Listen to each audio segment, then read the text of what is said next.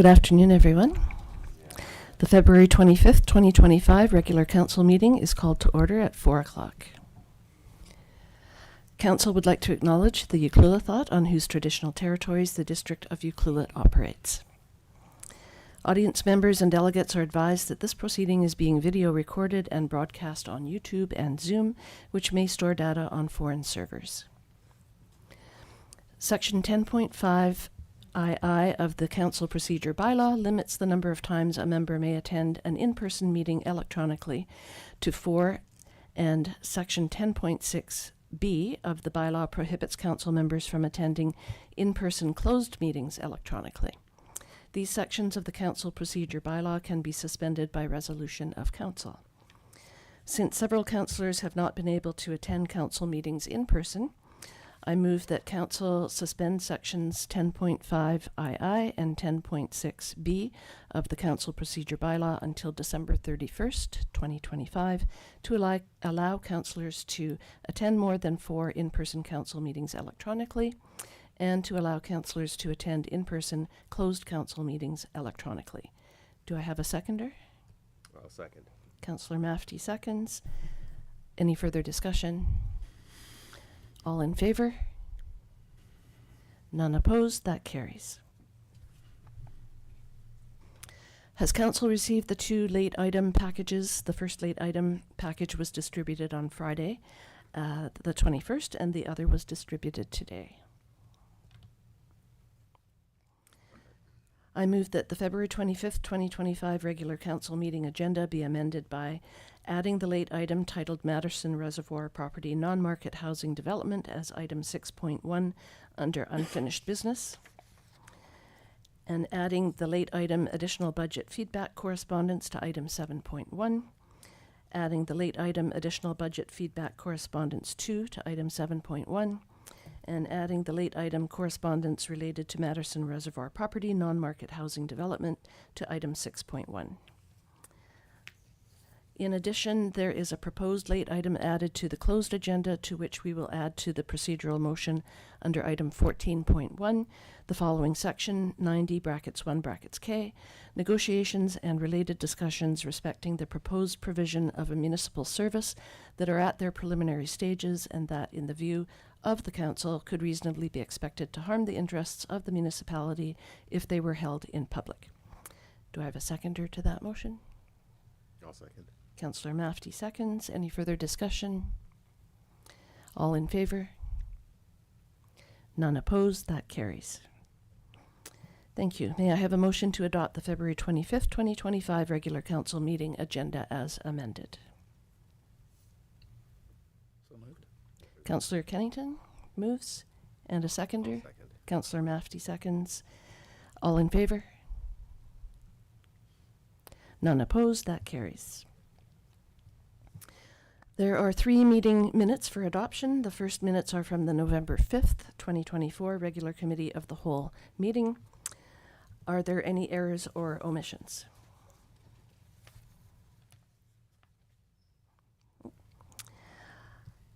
Seeing none, may I have a motion to adopt the November 5th, 2024 regular committee of the whole meeting minutes as presented? So moved. Councillor Mafty moves. I'll second it. Councillor Kennington seconds. All in favor? None opposed? That carries. The next meeting minutes are from the November 12th, 2024 regular council meeting. Are there any errors or omissions? Seeing none, may I have a motion to adopt the November 12th, 2024 regular council meeting minutes as presented? So moved. Councillor Mafty moves. Second. Councillor Kennington seconds. All in favor? None opposed? That carries. And the final meeting minutes are from the November 26th, 2024 regular council meeting. Are there any errors or omissions? Seeing none, may I have a motion to adopt the November 26th, 2024 regular council meeting minutes as presented? So moved. Councillor Kennington moves. Councillor Mafty seconds. All in favor? None opposed? That carries. Great. We have 4 delegations scheduled this afternoon. And since we have 4 delegations, I move that Section 18.3 of the Council Procedure Bylaw be suspended for the duration of this regular council meeting to allow 4 delegations rather than 2. Do I have a seconder? Councillor Mafty seconds. All in favor? None opposed. That carries. And we always hope that the delegations can limit their presentations to 10 minutes. The first delegate is Dr. Charmaine Enns from Island Health. The floor is yours.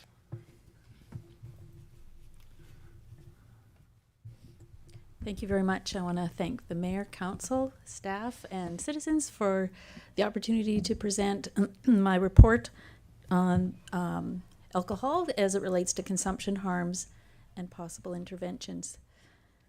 So I am wanting also to acknowledge before we start that we're gathering on the home of the Uq'luit people. As a medical health officer, I've been the medical health officer for North Vancouver Island for coming up to 22 years, but with the recent departure of a Central Island MHO, I'm in an interim role right now to provide MHO, to be your MHO. Even, it might be of interest that I actually live in Tofino and have lived there a long time. But in this professional capacity as MHO, I have a responsibility to come to you, and I also have a responsibility to report on the health of the population. And we are also interrelated and linked together through statutory responsibilities to each other. So under the Public Health Act, the medical health officer and an MHO, a medical health officer in British Columbia, we need to first off be a public health and preventive medicine specialist, so we're physician specialists. And then secondly, we receive an order in council from the Lieutenant Governor to protect the health and promote the health of the population. So with the monitoring and understanding the health of the population, we also have to advise. So I'm here in that role to report on and advise as it relates to the health of the population. So I'm not here to be irritating. I'm actually here to do my job. And it's important that I present it and hopefully you'll receive it. I can't tell you what to do with it. If you don't want to do anything with it, that's up to you. But I'm just meeting my statutory responsibilities, and I'm doing it with a happy heart. Secondly, as it relates to the local government, you also have a statutory responsibility for receiving the reports, for considering it. And I just want to recognize that your role as elected officials, you are far more powerful public health practitioners than I will ever be, because every decision you make impacts the health of the population. Regardless of what decision it is, it impacts the population, and that has an impact on health and wellness. So under the Public Health Act, there's statutory responsibilities related to public health, and also under the Community Charter. And Section 7, which outlines your duties, your purpose as elected government, is to foster the social determinants of health. And under Section 8, which is on responsibilities and opportunities, it specifically identifies public health. So with that out of the way, I wanted to specifically speak today about alcohol and alcohol consumption. I came before the Tofino Board Council last July, and Andrew reported on this in the Westerly. I'm recently engaging in a conversation with Port Alberni, and Port Alberni Council has invited me back to dig deeper into alcohol consumption. And because this is a larger region, every community, it's relevant that the conversations are happening simultaneously in all of the communities because of the mobility and because of our shared population. So alcohol consumption in 2023 within the local health area of Alberni-Clayoquot, which is Port Alberni and West Coast, the average consumption of the population aged 15 and over is over 15 standard drinks of alcohol per week. Now that's an average. That means for those of us in the population who don't drink, And for those of us in the population who drink a lot, it's an average. So that doesn't mean that's what we expect everybody's consuming, but it's an average. This is a significant number, and I compared it to British Columbia, and within the larger island health, this is a concerning trend. And the reason why that's concerning is because we know that consumption is directly related to harms. So when we compare now to the new Canadian guidance on alcohol and health, where a weekly consumption of standard drinks is correlated with health risks, individual health risks, 7 or more standard drinks a week is correlated now with significant health harms, especially related to cancer and the development in cancer over time. So my recommendation isn't about a magic number about what to drink or not drink. My recommendation is we all need to drink less as individuals, and we need to drink less as a population, because it's not just about impacts on it that an individual experiences. Alcohol consumption has direct impacts also on the surrounding community. So based on our new guidance, over half of BC's population is drinking within the high-risk category. So BC has high consumption rates, and we're even higher here on the West Coast. So let me prove this to you. So when we look at age-standardized substance use disorder, so that's a medical diagnosis of substance use disorder, the vast majority of people with substance use disorder is because of alcohol.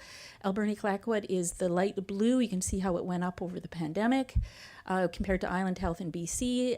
So the substance use disorder diagnosis is 1.4 times higher than and it's increased almost 1.5 times over the last 20 years, and it is significantly higher than BC and also higher than Island Health population. When we look at hospital admissions, this only goes to 2019. I can reassure you that the graph for hospital admissions for alcohol has only gone up more as we went into the pandemic. But this is just to demonstrate that the admissions to hospital for alcohol compared to tobacco, that line has now transected. And you can see the opioids related to the toxic drug crisis is on the bottom. So we see significantly higher admissions for alcohol than for any other psychoactive substances. And this is just to show the purple is admission to either West Coast General or Tofino General for West Coast only residents. So that's, you have to live in Ucluelet, Tofino, or the immediate area, and you're admitted to hospital related to alcohol. That's the purple bar. And the blue bar is hospital admissions for the rest of the island. And the light colors are for opioids.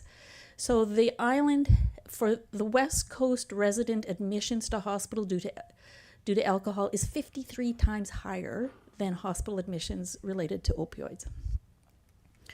So when you look then at the pointy end of the indicators, which is death directly related to alcohol, in this region, it's 50.1 per 100,000 population, which is, you can see compared to BC, that's 33. So we have higher mortality rates, we have higher hospital admission rates. But those are the individual direct, just to exemplify the individual direct harms. The argument about the economic benefits of alcohol, I just need to debunk that real quick before we go on to the next bit. So in 2020 in BC, the alcohol revenue was just over $2 billion. The cost, though, in related harms was $2.8 billion. So there's a deficit of almost $800 million in 2020 due to alcohol. And those costs are reflected in healthcare, lost productivity, criminal justice, and other costs as it relates to alcohol use. Essentially what that means is for every time someone has a drink in British Columbia, it costs us, the taxpayer, 30 cents for resulting harms. So Ucluelet has an economy that needs tourism, that depends on tourism. I recognize that. I also want to recognize that for a small community, you have a lot of licensed establishments. There's 21 in this small community. And so with tourism and the importance of the visitor, again, understanding that I'm not saying no alcohol, I'm asking that we consider that the interventions that will balance community harms and safety against those economic requests or desires. And also, being a person who's lived on the West Coast for decades, our beauty is spectacular. I don't think we need alcohol to make it any more beautiful. I don't also think we need alcohol to make tourism more attractive. I think there's a lot of opportunities and a lot of conversation that can happen about how we do that to support the businesses, local businesses, in a way that enhances their financial outcomes. So community actions, this is the meaty part I'm going to go through quite quickly. But what can you do? Essentially what it comes down to municipal government and to council is about enacting alcohol control policies. And for the community members, it's about asking for social and community life event that's not centered around alcohol.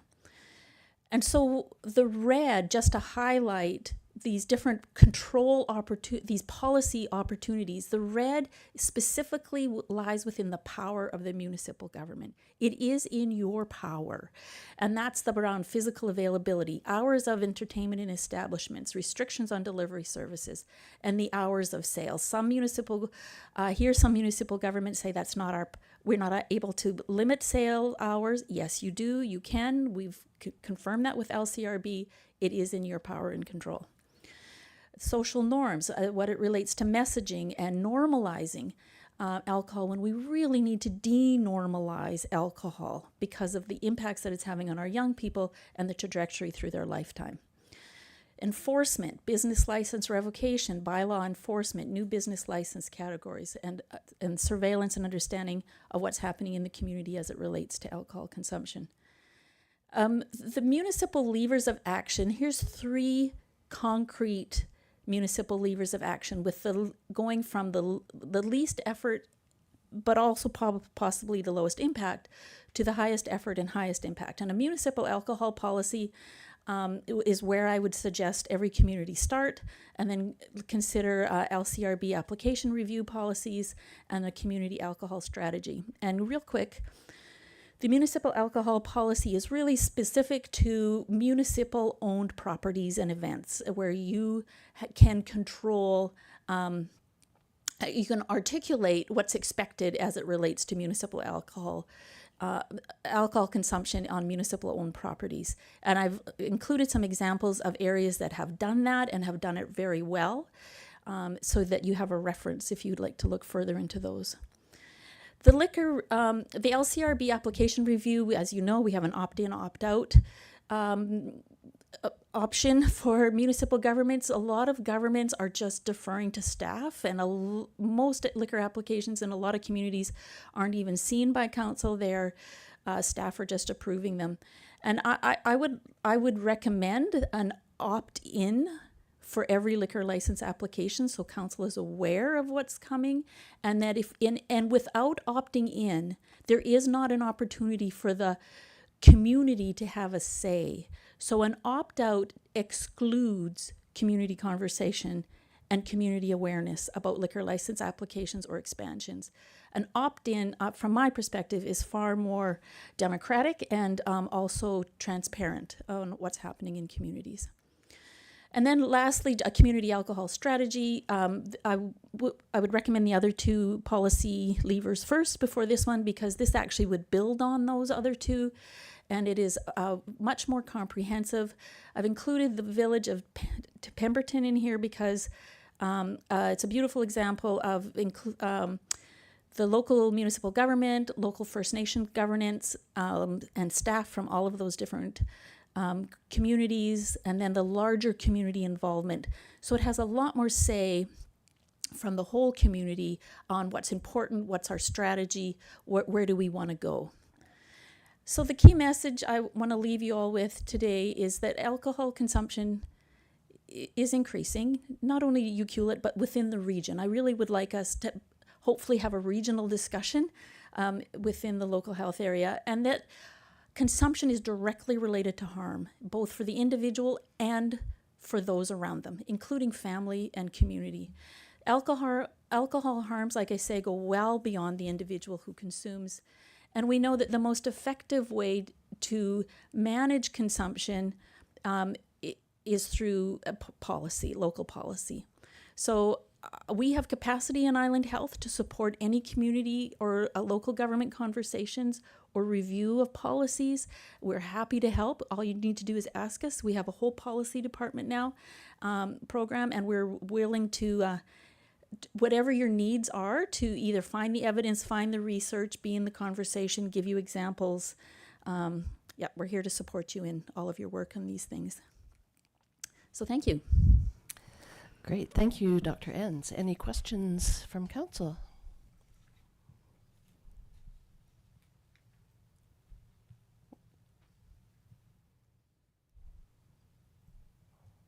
There they are. No, I don't see any questions, so thank you for your presentation. Okay, thank you very much.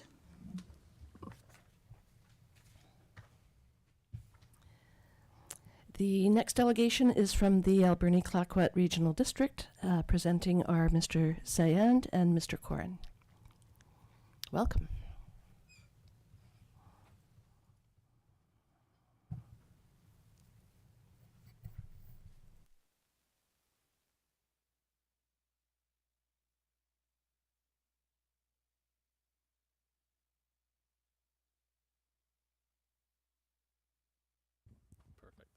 Thanks, everyone. Thank you for having us here. My name is Shane Corin. I am the Manager of Financial Services with the Regional District, and with me is Daniel Sayon. He's our Chief Administration Officer. Today, we'll be giving you an overview of our 2025 to 2029 draft financial plan. We'll be speaking a little bit about our process, and then we'll be going through the services that are relevant to the community that you live in. So a little bit about the financial plan. We look at it over a 5-year period. Each service is budgeted independently. So each expenditure, each capital funding item, each revenue is solely representative of that service. As well, it must be adopted by March 31st of each year. So as I noted, the services are independent. So we can't transfer between each service. Areas are also only charged for the services that they are provided, so you aren't paying for anything extra. Allocation of staff salaries and benefits are allocated out on an annual basis. As well, our budget must be balanced, so we can't run a deficit year over year. So the development of the financial plan. So we start by looking at our existing operational costs. We then assess our 2024 to 2027 strategic plan, which is directed by our board. And we now implement PICs, which are proposed initiative cases. So what these are items out of the ordinary and or extremely large expenditures that we bring to our board ahead of time. And then we are given direction as to the implementation into our annual budget. We also look at our asset management plans and our infrastructure gaps that exist in each service. And our end goal is to have a well-rounded budget that is monetarily acceptable and still provides efficient and effective services to each of the communities that we serve. So a little bit about the budget itself. We have a proposed increase of $200,000 this year. Included in that is our regional hospital district requisition. And a large portion of that increase comes directly from our Alberni Valley Custom Transit and our West Coast Transit services. We are also anticipating roughly $8 million in grant funding for both operational and capital projects. And I'll pass it to Daniel.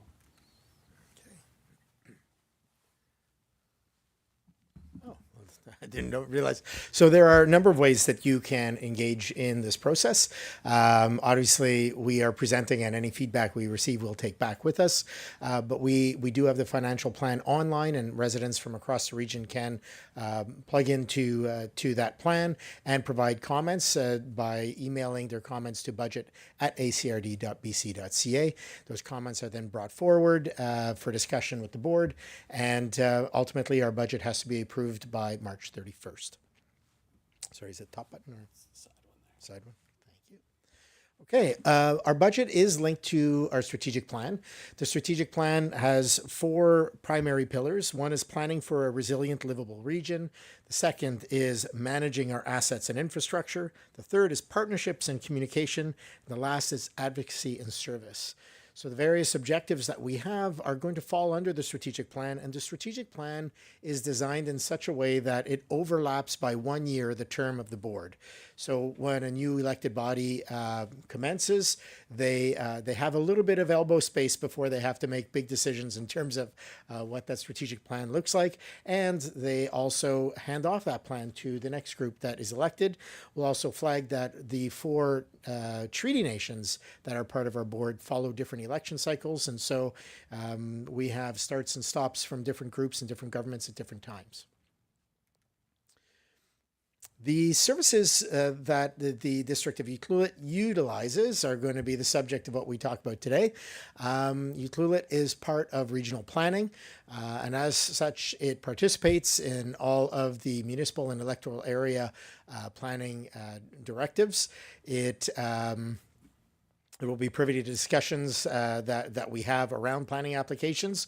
Our various planning applications do still require Ministry of Transportation approvals, so roads are not ours, and final approvals that require road access by default are not ours.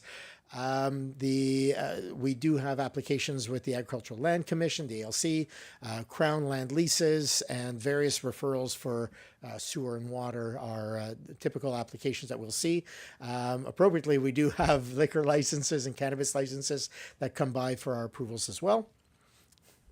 Incidentally, I'll have to say that I was part of writing the Pemberton and Lilwat plans that were referred to by your previous delegation. Former life. Anyway, here we go. Regional planning project highlights in 2024. We did quite a bit of agricultural support work, including a foods roundtable. We were successful in receiving a number of grants that created some training in the area of meat processing that did result in jobs for people here in the region. And we also completed our corporate energy and emissions plan. In 2025, we're looking at an agricultural water plan. We have a food security emergency planning project, greenhouse working training. So we're switching from the last 2 years, which have been meat focused. Now we're into greenhouse production. We are going to complete our building energy audits, and we're looking to advance our community climate action plans. Another area, and I don't want to miss that. So just in terms of tax implications under planning, this year the budget there for Ucluelet is seeing a 0.96% decrease. Under Long Beach Airport, we have a number of activities taking place at this airport. We've been working really hard to try and make the airport a little more investor friendly.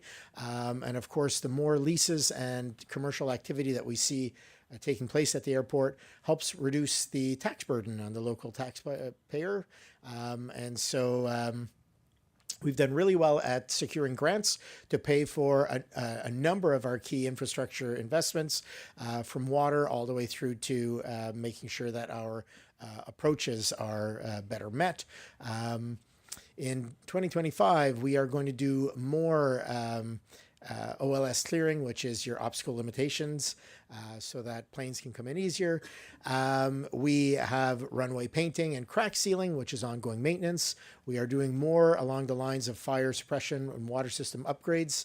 What that does is it allows for the investment of larger buildings and hangars that can have better fire suppression. We are updating the septic. We are going to be looking at an airport terminal building design, and because we're at capacity with the amount of travelers that we're seeing. And we're also going to be working towards the airport master plan redevelopment. And so with that, we are working with Tlaokowiat Nation. We've signed an MOU last year, and we are working with the nation towards advancing the interests of the airport, which is squarely within their traditional territory. The airport is going to see a 0.41, so a bit shy of 0.5% increase this year. Emergency planning partnerships. Even though we don't have a shared service, we are part and we do coordinate very well together between parts of this region, West Coast and Alberni Valley. And this year is no exception. We're going to be working on a West Coast Emergency Cultural Awareness and Safety Plan. This is our first project that actually has almost all of us working together. 8 nations and the 3 municipal governments are coordinating on that front. We also have a food security emergency needs assessment and livestock emergency plan. So under the new legislation, we also have to plan for the evacuation of livestock. And so we'll be working on that plan together. And with emergency support services, our ESS, we are going to be working towards greater collaboration amongst partners and amongst communities. As we know, only too often, we do see multiple activations now, and our coordination across the region, whether it's road closures or fire or flood, or as we've been experiencing lately, earthquakes, it's good for us to be ready to work together. Sorry, I keep on jumping ahead. I don't have the increase for the emergency, so hold on. Do we have that in here? Oh, no, there's no increase. That's why there's no number there. So that's staying flat for us. Emergency 911, we are required under federal legislation to equip ourselves to be ready for the next generation 911. In order to do that, we've been working for the last few years at upgrading our back-end hardware and software. A contract was signed in late 2023 with TELUS, and TELUS is providing most of that background. Our end of the deal on this one is to make sure that all our addresses, existing and new, are entered correctly. And then when new things do come online, that we have a process in place to make sure that information finds its way back to that emergency 911 information system.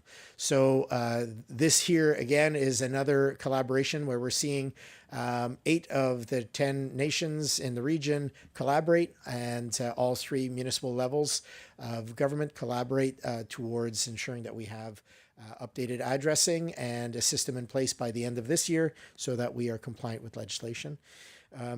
This is an area that's actually run by, for us, the dispatch service is provided by North Island 911, and so we're part of that governing board, but we don't have ultimate say, and it's one of our larger increases this year. It's a 6% increase in the budget. General government. So Utlula takes part in our general government services, and that includes asset management, administrative services, human resources, IT, records management, our Alberni Clayoquot Health Network, which is the collaborative table of all our various health services, the bylaws and policies, our various office supplies and equipment, grant programs and building maintenance, all falls under general government services.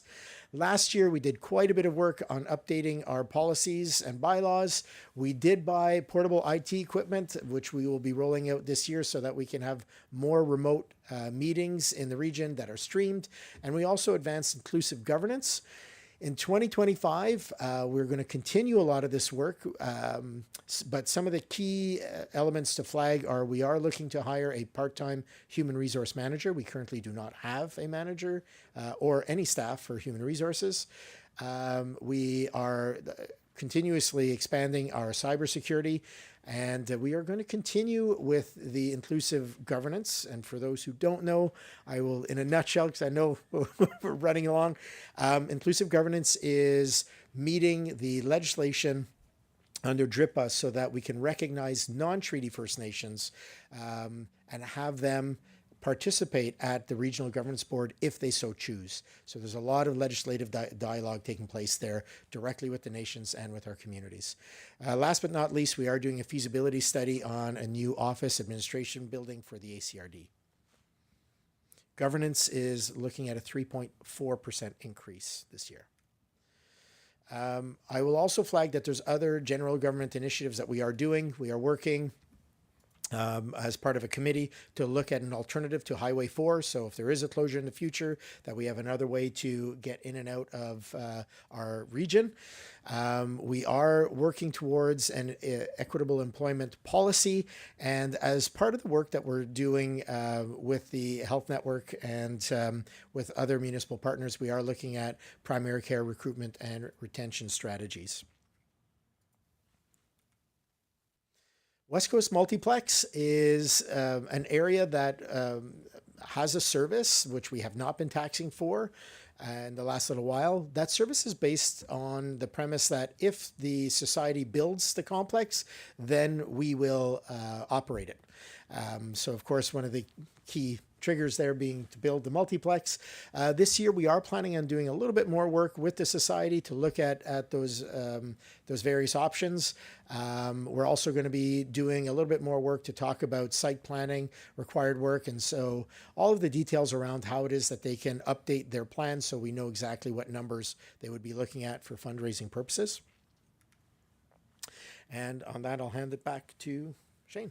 So, thank you. So, West Coast Waste Management. So this service is tasked with in-region waste disposal. So that includes both the West Coast landfill and three-stream collection. Funding is mostly coming from tipping fees, sales of recyclables, as well as a small portion from grants. A large focus is waste education. So our Let's Talk Trash contractors are really focused on that community outreach and support. I do want to highlight as well that Let's Talk Trash ACRD staff and WildSafe BC are all working together to mitigate the bear interactions that have been occurring as we've rolled out that organics program. In terms of our solid waste management plan, we developed some guiding principles, goals, and targets, and draft strategies as well. And our phase 2 public engagement was completed. As well, in 2024, we did have tipping fee increases, and we do anticipate a few coming in 2025 as well. So some more specific highlights. We did the major service expansion, so it was our first full year of organics processing, as well as we started receiving biosolids from the district of Tofino. We are seeing the impacts of increased operations, so we're looking at the operations themselves and cost efficiencies where we can. I do want to note it's a very small population and a very high tax base that we are operating off for this service. Some key projects for 2025 included upgrading the landfill power to phase 3, which is being done through a rent credit agreement with Rogers, continuing to address those barrier interactions with our contractors, initiate and update the DOCP, and develop long-term capital plans for the landfill. I do want to note that there's a proposed tax decrease for the service of 0.15%. West Coast Transit. So in 2024, we launched West Coast Transit with PWT. There were some growing pains in that, but those have improved as we've moved through the year. Effective March 1st of this year, BC Transit is taking over that service. So with that transition, there was a detailed operating budget provided to us by BC Transit that does include additional stops and additional routes as well. One thing that I do want to highlight is services to Millstream as well as Cash and BC Transit's UMO system will be implemented upon BC Transit taking over, as well as we roll into 2026. We're going to be looking at having that service directly to the airport and not just stopping along the highway. And the proposed increase for this service is 23.24%. So next, talking about regional parks. So regional parks are funded by the entire district.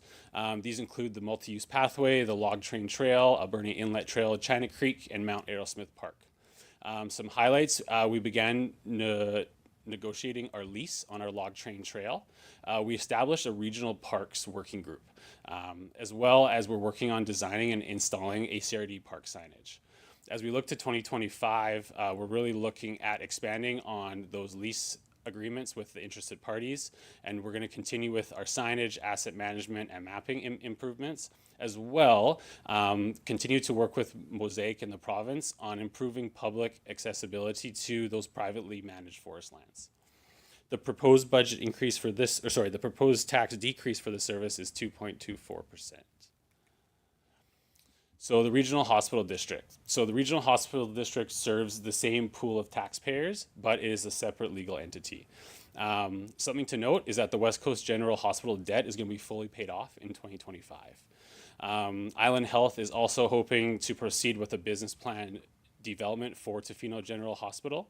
The tax requisition for your community is decreasing 3.48%, but the total year-over-year tax requisition is the same. We do have a few service agreements between both of our groups. So the first one is the South Long Beach Fire Protection, which is currently being negotiated. I'll look over at Jeff. And that we're hoping to sign later this year. Emergency planning, we're still working on a temporary agreement, and negotiations are underway with that as well. The South Long Beach multi-purpose path, so there is a maintenance contract that I believe needs to be updated, as well the Long Beach Fire Protection. So there's a fire protection agreement for the Long Beach Airport. I do want to note that the District of Tofino does hold an agreement for that as well. So the overall tax increase proposed for the District of Ucluelet is 5.9%. You can see a large majority of that is stemming from our West Coast Transit service. And we really appreciate your time, and we're happy to answer any questions you may have. Thank you for your presentation. A lot of it looked very familiar to me. Any questions for the delegates? No, I don't see any questions. So thank you.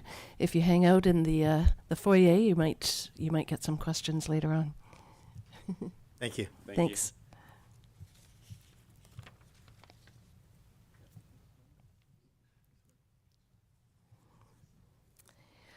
The next delegate is Michelle Hall from Clayoquot Biosphere Trust. I assume she's on Zoom.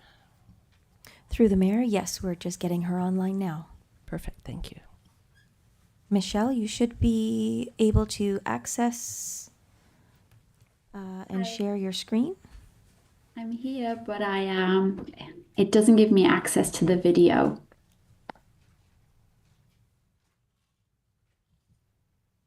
But I can share my screen.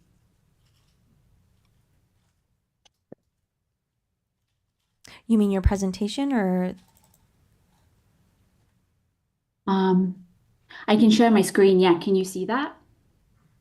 Yes, we do. Yes, we can. Okay, perfect. Thanks to Mayor and Council for your service and the opportunity to present tonight. Yes, I also want to recognize that I'm calling from the traditional territory of the Tloquit Nation. So in 2025, we will collectively celebrate 25 years as a UNESCO Biosphere region. And this really is a milestone that calls for reflection, recognition, and the renewal of our commitments.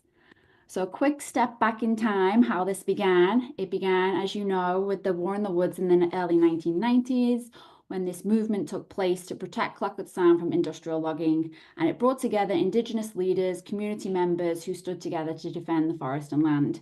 And out of this movement emerged the broader recognition that conservation must be grounded in community leadership, Indigenous rights, and long-term sustainability.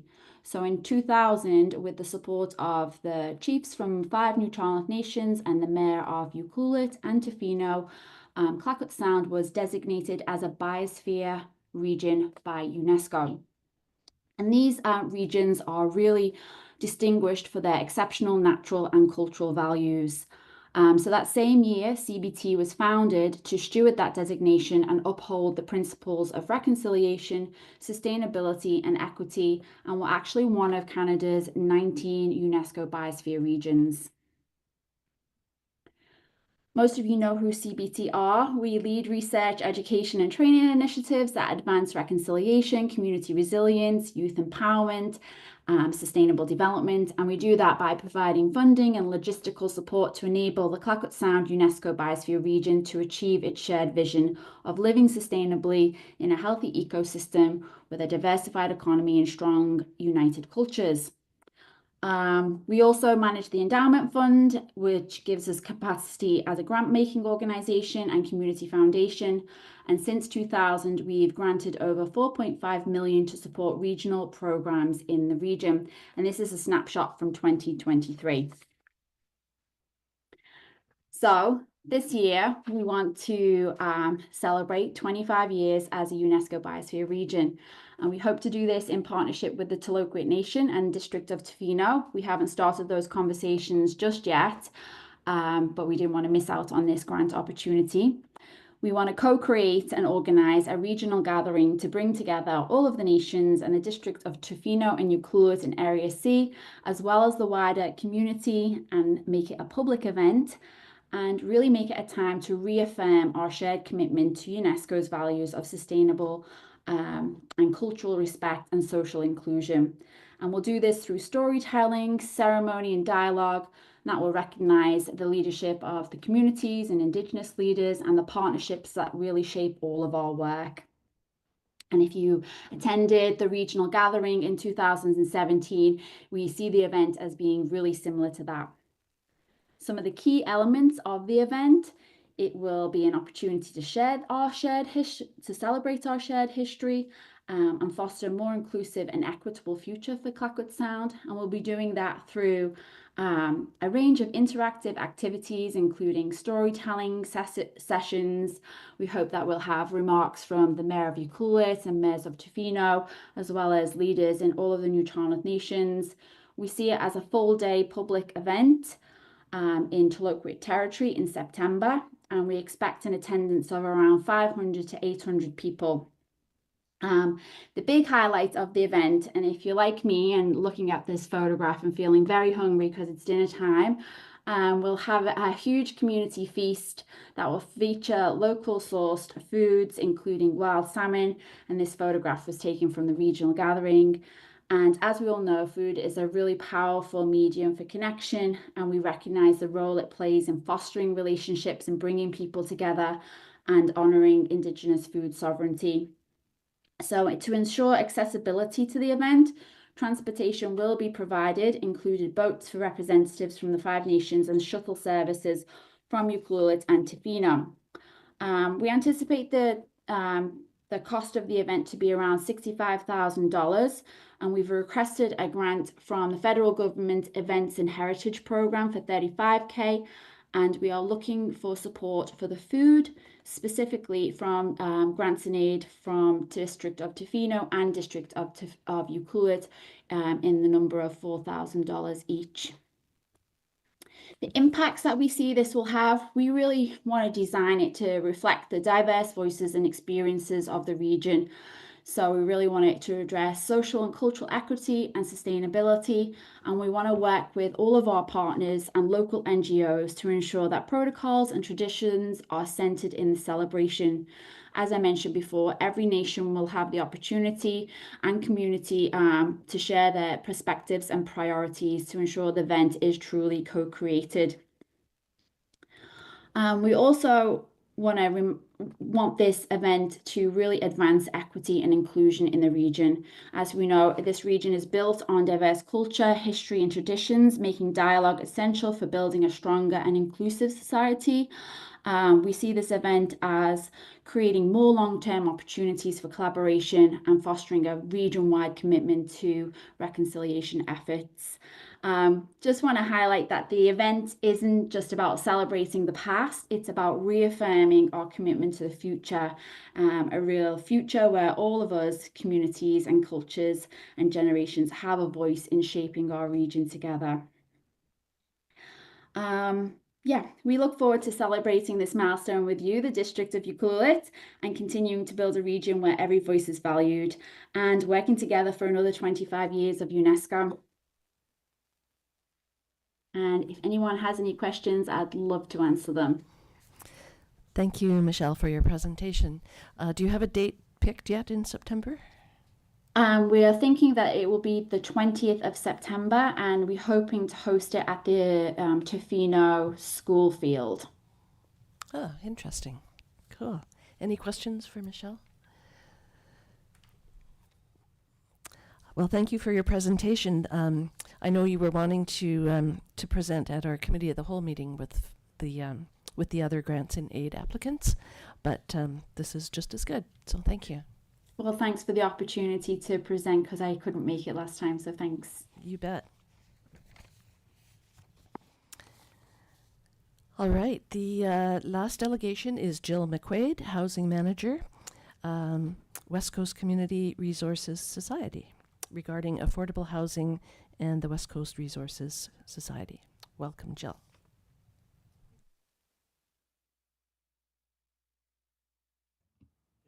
Thank you. I'm not sure if Lori is also here on Zoom. Pardon me, through the mayor. Yes, Lori, I'm just promoting her now.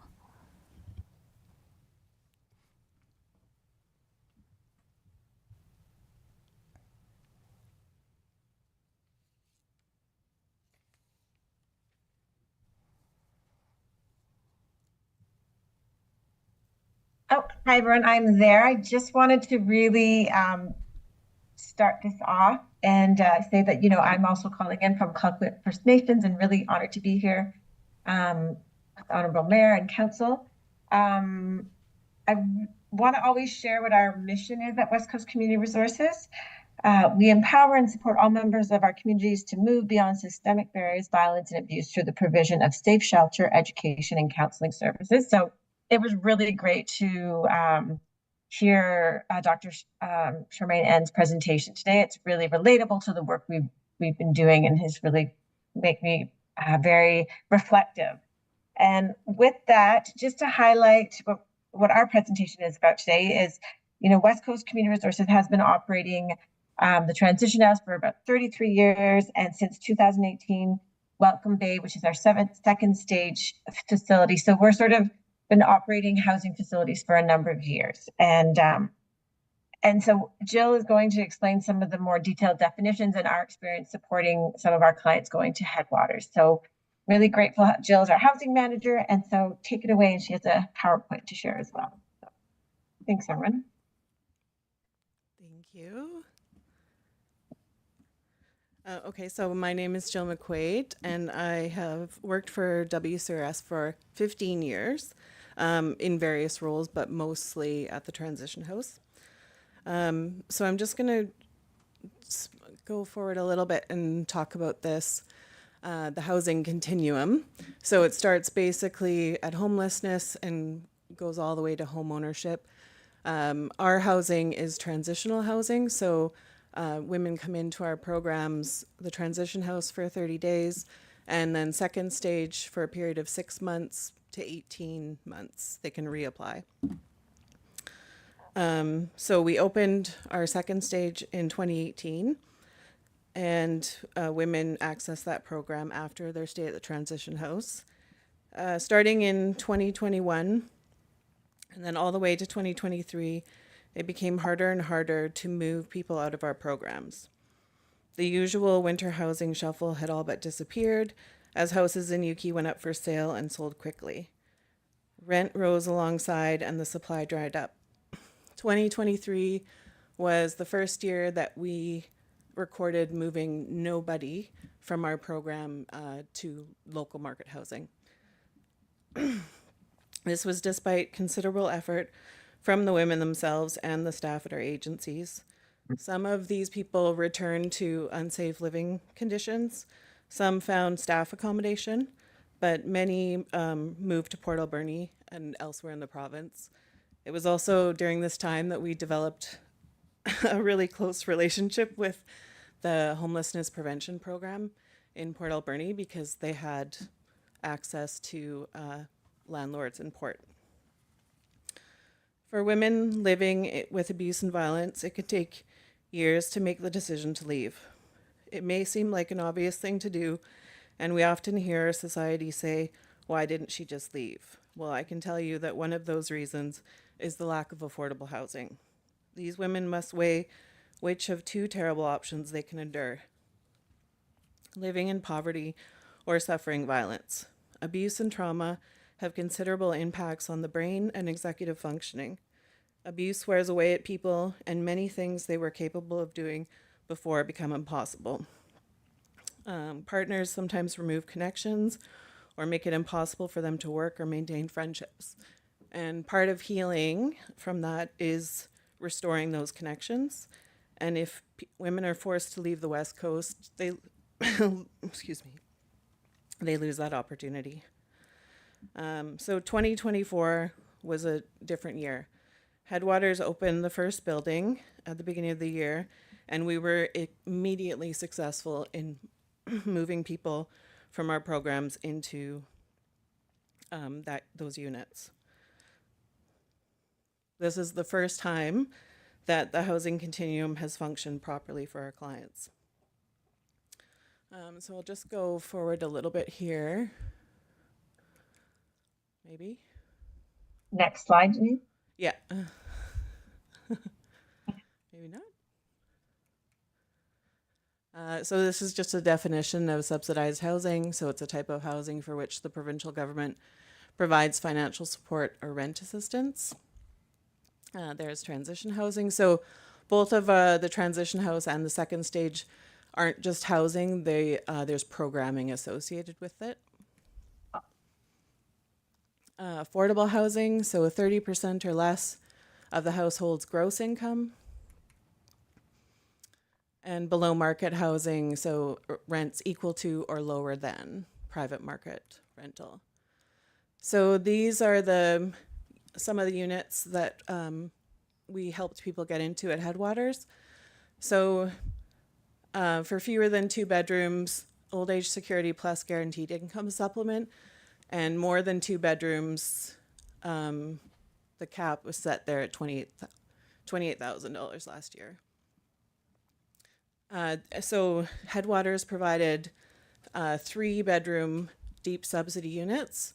So this means that a mom with 3 kids on income assistance would pay $660 a month for that unit. Also, someone on disability would be able to access, and I provided the shelter amount that disability would provide. So when we were assisting people to obtain housing in private market housing, the 3-bedroom units that we were able to help them find were upwards of $2,500 a month. And they're moving from our program paying $660, and it was impossible.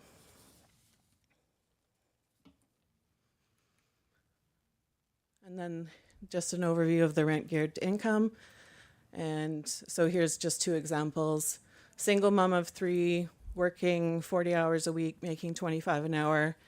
She'd be paying about $1,200 a month.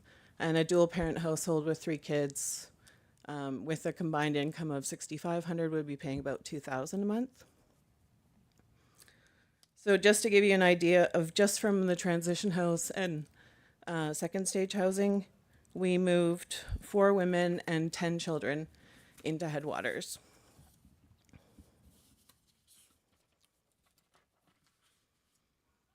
Three of these women went into 3-bedroom units, and what this allowed was that they were able to spend more of what little income they had on other necessities such as groceries. So it eases burdens on the food bank and other supports. All of the units at Headwaters are now full, and the staff at WCRS is still supporting individuals with applications. So these applications will go onto a wait list, and maybe there'll be a vacancy, but maybe not. Women are still leaving relationships and making difficult decisions to leave their communities for affordable housing.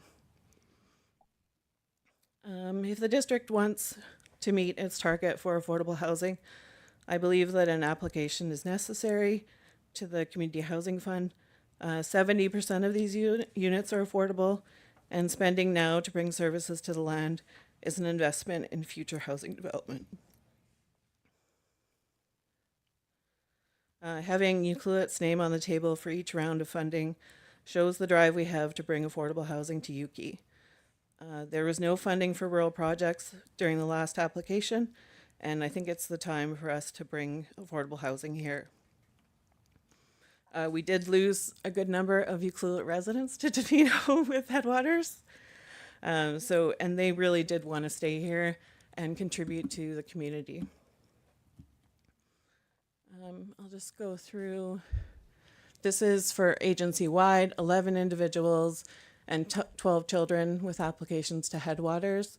All of them were RGI or the deep subsidy units. And here I have 10 individuals still applying for housing. This is just some bits from our staff on the benefit, the major benefit being able to afford rent, alleviating the need to access other supports, no longer in survival mode, able to leave abusive, toxic, and otherwise unsafe housing. And this is just about the impacts that had on feeling of security, not knowing that they have housing and it's long term, and also the impact on the children. So, thank you. Thank you, Are there any Jill. questions? Lori, did you have something to say? Is there any questions? That was my question. Any questions? Councillor Cannington? Thank you for the important work you're doing. I just have a question about what are you seeing as far as percentage demands for 3, 2 versus 1 bedrooms? Like, what's the most in need? The most difficult housing market or otherwise is for mums with multiple children. Yeah. So 3 would be the top pick if you could have any distribution of numbers of units with how many bedrooms. Is it 3 where the critical shortage is? I think there needs to be 3 bedrooms, but we've had people that we haven't been 2 bedrooms. So, but 3 because of the housing standards, 3 bedrooms are necessary. And that's where the critical shortage is, because it's easier to find 2 and 1s than it would be for 3. I know it's difficult for any configuration, but just trying to get a handle on where we should be going as far as the types of units to develop if we're going to be moving forward with developing units. Yeah, I think a good mix is important. With people that need 1 bedrooms, a lot of those people are living in like a roommate situation, so they're sharing a house with a bunch of people, and there's a lot of unsafe housing out there for a number of reasons. So those ones are important too. Thanks. Any other questions for Jill from council? No, I don't see any. So thank you for your presentation. Thank you very much. And thanks, Lori, for joining us. Yeah, thanks everyone.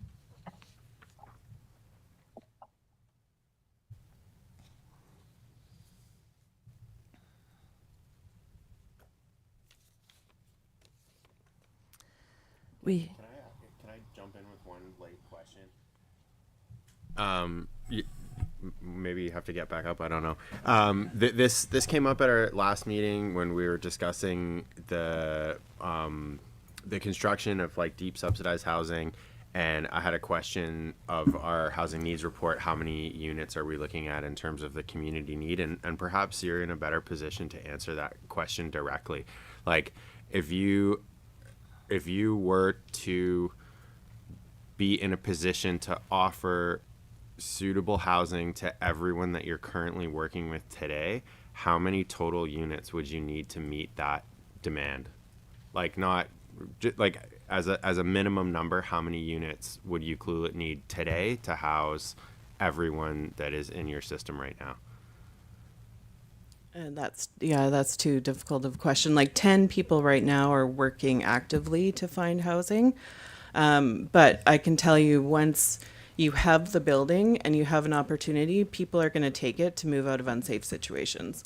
Like, they're going to be like, here's my opportunity, because there are really people that are staying, if they're trying to stay sober and they're living in a house with people that are using substances, like, they're staying there because they have no opportunity to afford housing elsewhere. So once you open the door to housing, people will take that opportunity. Okay, so you have 10 people in your system, assuming some of them at least have kids as well, so that's more than 10 rooms, and then with the understanding that there are certainly additional people in the woodwork that would come into the system if they felt that it was worth their while to pursue that. Absolutely, yeah. Thank you very much. Yep. And I just wanted to add to that, through the mayor or council, is that, like the 3-bedroom works for a single mom and 2 kids, especially if they're, a boy and a girl child. But if you have any more than 2 children, then really that 3-bedroom gets precarious, especially as kids age into the teenagers. So, I think it is good to have that lens in mind that 3-bedroom is sort of, like a minimum, and that ideally in other communities there are 4 bedrooms, that when they've done like the housing plans and that type of thing. And those are even rare, but I would just like to put that on the table that there is going to be situations where there's going to be, more than 2 kids, 3 kids. And I think we should have that lens as well. Okay, thanks for that, Laurie. Any other questions? No.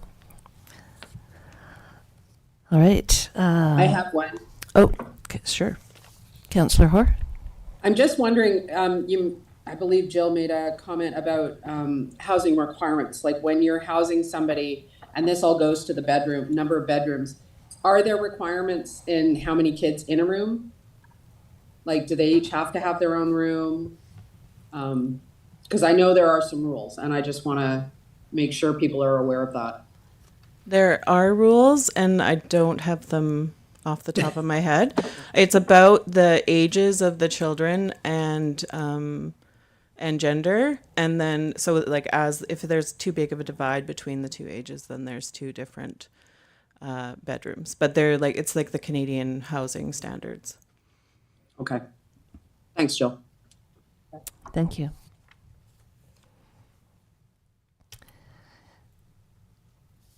Okay, we have one unfinished business item that was added as a late item to the agenda.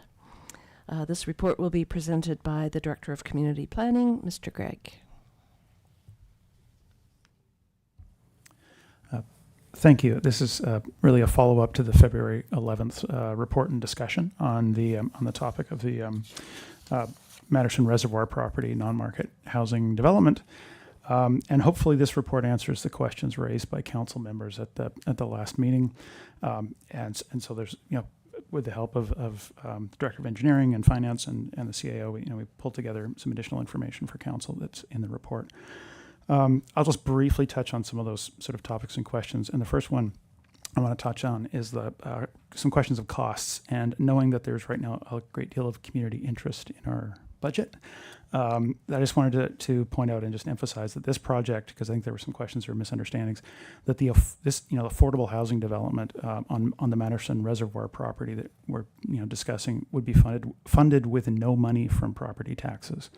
I just wanted to emphasize that using the affordable housing reserve funds, to pay for half the site servicing costs would equal about $40,000 to $60,000 site cost or land cost per unit. And then in the Appendix A to the report, Mr. Cadman has outlined the per unit cost if allocated to one or all 3 potential housing sites. And really the modeling that we're sort of assuming is that number 2 of those scenarios is what we're looking at. So, but it's sort of in the zone, I guess, of sort of typical costs. I'm just going to share my screen before I move on here.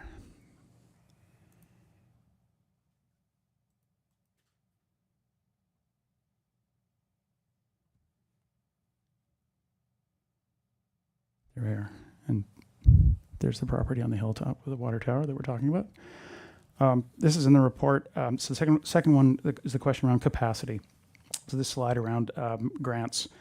These are the grants that have been that really over the last 5 years that we've gone after and received. So it's a total of $4.2 million in grant funding that we've been able to obtain. And yes, there are 2 on the top of it. There are a couple of housing grants for Peninsula Road project, and those ones that were discussed previously. We were not successful in getting those grants. That was for a 5-unit development, and that it's one of the reasons, having feedback from BC Housing on those, that the sort of sweet spot scale, I think, as Katie Fabris from Macola put it last time, you know, sort of hitting the sweet spot as a larger project. That the 5 units had some challenges competing with larger projects, and so that both for meeting the need, but also being a little more likely to receive a grant, that 50 unit project that we're modeling may be a better approach.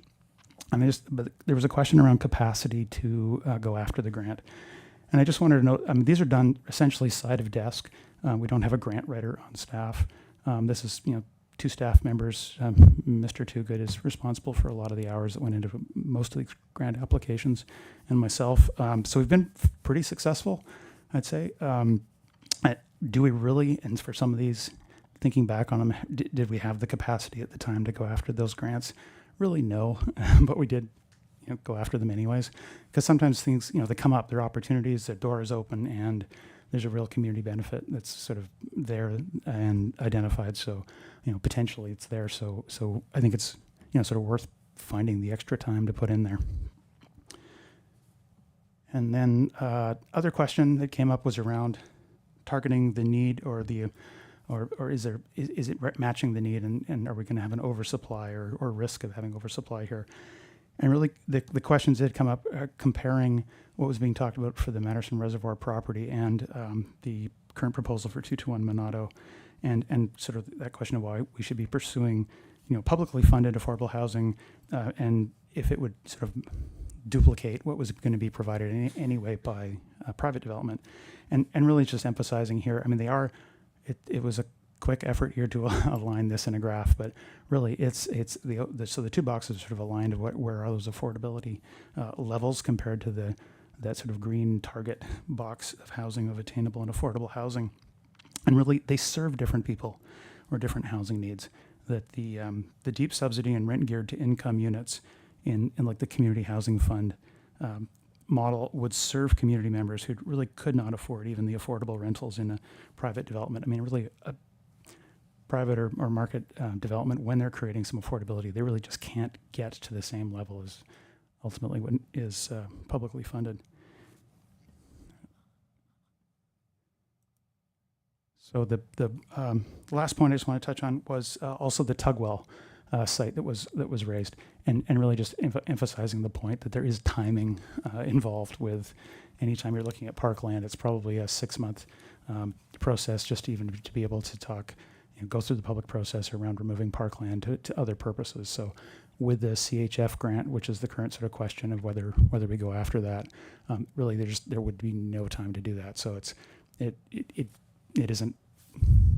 Unfortunately, we don't have the ability or luxury of also having a round of sort of assessing other sites potentially. And so we brought this site forward as it's one that has been looked at and discussed for community purposes. And the funding seems to align. So really we're looking for council direction on the question of whether it is seen as worthwhile to try and pull together the pieces and go for it. I'll just stop there and see if there's any questions. Thank you, Mr. Gregg. In your report, you mentioned that Macola is suggesting that if the district fully or partially funds the construction of the road, like as half or 3/4 of that cost, then we may have a better chance at getting the grant. Is that right? Yes, that essentially when you're going for grants, the more you pay for, the easier it is, or more likely that it gets funded because you're asking for less. So what's been modeled there is not to pay for the full cost of creating the servicing into the property, but it's really modeled on paying for like half of the costs or 3/4 of the costs. So it depends as the thing shapes up, but to do partial funding would go a long way. Thank you. And the benefit for having that serviced road and services to the property, it would create, on top of the one lot that the 50 units would be on, it would create 2 more fully serviced parcels that could be either used for other projects or potentially sold. Correct. That the site plan and which is in the agenda, really it identified, well, for this, there's enough land there. Certainly what seems to be the immediate need and the ability to sort of hit that sweet spot of funding would be to do a 50-unit building but there then would be space there for potentially a couple of other projects. So essentially, if we're successful with getting the grant, put in all the services, put in the road, and then that makes it a whole lot easier down the road if the community in 5 or 10 or 20 years needs to be looking at other needs, it's there. And as far as risk to the district goes, if we aren't successful getting that grant, then we don't need to proceed if we decide not to. Yes, without the grant, well then we wouldn't have the money for construction. So it really is, this would be, essentially the closer you are to shovel ready, the better. And so we would essentially be racing to get all those pieces together and to make a submission. And then the CHF grant funding requires that you have a nonprofit housing provider as a partner. So having, sort of them lined up is part of the whole thing. And that would be in place, but without the grant there, there's no groundbreaking. There's nothing that really moves forward. So the funds, essentially, if we're contributing a portion of it, we'd be earmarking those funds, but nothing would be spent unless we had the grant and had an actual construction project underway. Perfect, thank you. I have other questions, but I'll look to see if there's questions from councillors. Can we clarify what this table means when it says district portion of 4.52 million, and then with option C 6.062 million? Where's that coming from if it's not from taxpayers' money? Because I didn't think we had that much money in our affordable housing fund. For sure. So I can start with that last question of where the funds are coming from. So essentially what this table looks at is we have the report from Coors, which has the servicing for each of the appendices for road retention, offsite, fire lane. And as you can see, so there's the cost. What I modeled is 50% grant portion, 50% district portion, and then allocated them between site A, B, and C. Basically what we'd be looking at now, if you look at just this project, just site A, that's option 2. Which allocates the road retention, offsite storm, fire lane, lot A development, all to lot A. And then that gives you just the site B and site C servicing if we choose to do those later. And that gives you the 2.994 for our cost and the rest to the grant portion. For that just under 3 million where those funds were coming from. So that's where we've been in talks with MRDT and using OAP funds. Essentially, we get funds for, Mr. Lawrence, you might want to add into this, but just in case, I'll start and you can fix me if I'm wrong. From tourism, we get a certain amount of funds that go towards affordable housing. Those are held in trust by Tourism Ucluelet.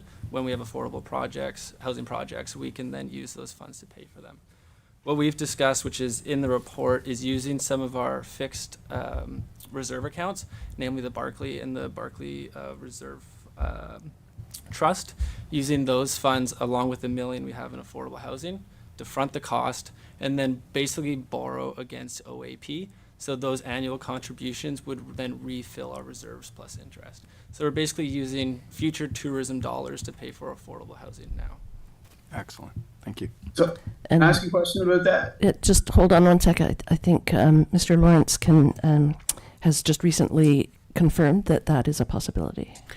Well, I would say that we're working on confirmation. So we have had a discussion with Destination Development, who provides guidance on this. So it is a unique path forward of borrowing from future OAP funds to leverage existing reserve funds and pay ourselves back. They feel that it is permissible, but we would still need authorization and stamp of approval from the ministry to undertake that. So we still have a little bit of work to do, but it looks very promising. That was the best news I'd heard all day, actually. Councillor Anderson, you had a question?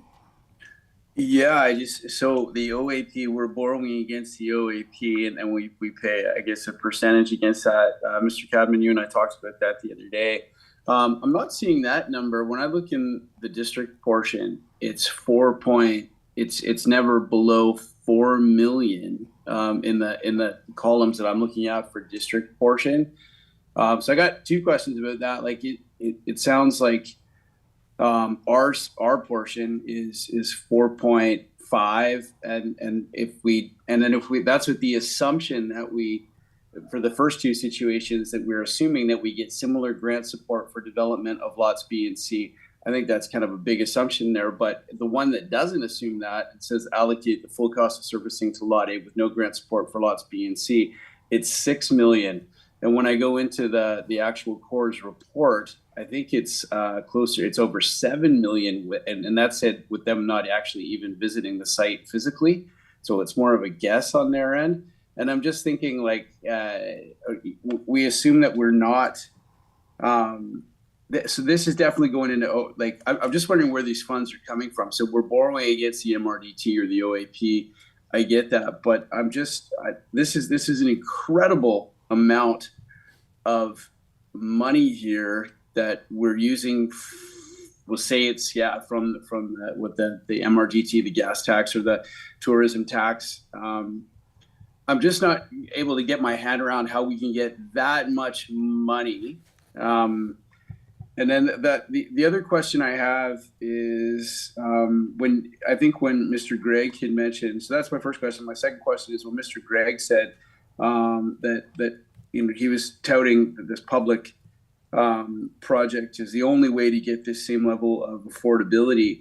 And then you kind of had that graph where you have either the Monado project being quite a bit higher. Is the Monado group not also available and eligible to receive the CHF grant? And couldn't they also add the deep subsidy? Because I'm just wondering, just off the top of my head, I was just kind of playing with the numbers. If it's 50 units and 20% is deep subsidy, you're talking about 10 units. I'm trying to get my head around us as a district paying $6 to $7 million for 10 units of deep subsidy when you could have much more on another lot, for example, Monado. I'm just trying to get my head around how this works. And my fear here is that we see an affordable, like, you want to buy a car. Like, I found a car for $1,500. That's affordable. But if it takes $2,000 to get the car running, is it really that affordable? I'm trying to get my head around that. Mr. Cadman? I'll take a stab. I think there was a few questions in there, so I will... Sorry, I gave you a lot. I'll do my best to work through it. It was funny, I was just talking to Bruce about these tables, and I was wondering if there'd be some confusion, so I'm glad we asked this question.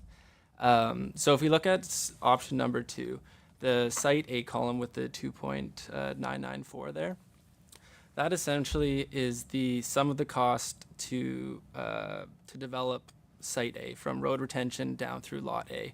The district portion there that says 4.5, that's including Lot B and Lot C development. We don't have to take those on at this time.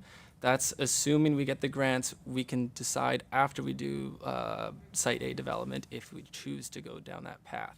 So like right now, I think we're looking at a few different things, which is maybe where we get confusing. I think what's on the table right now is looking at if we go ahead with Site A and do that first 50 units.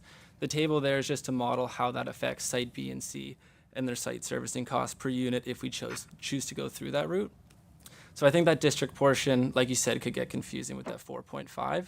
What we're looking at for this side of the project is the 2.9. Those are the actual costs, assuming the 50% inflation on the costs per unit that we're looking at just for Site A that we're looking to commit to with this grant.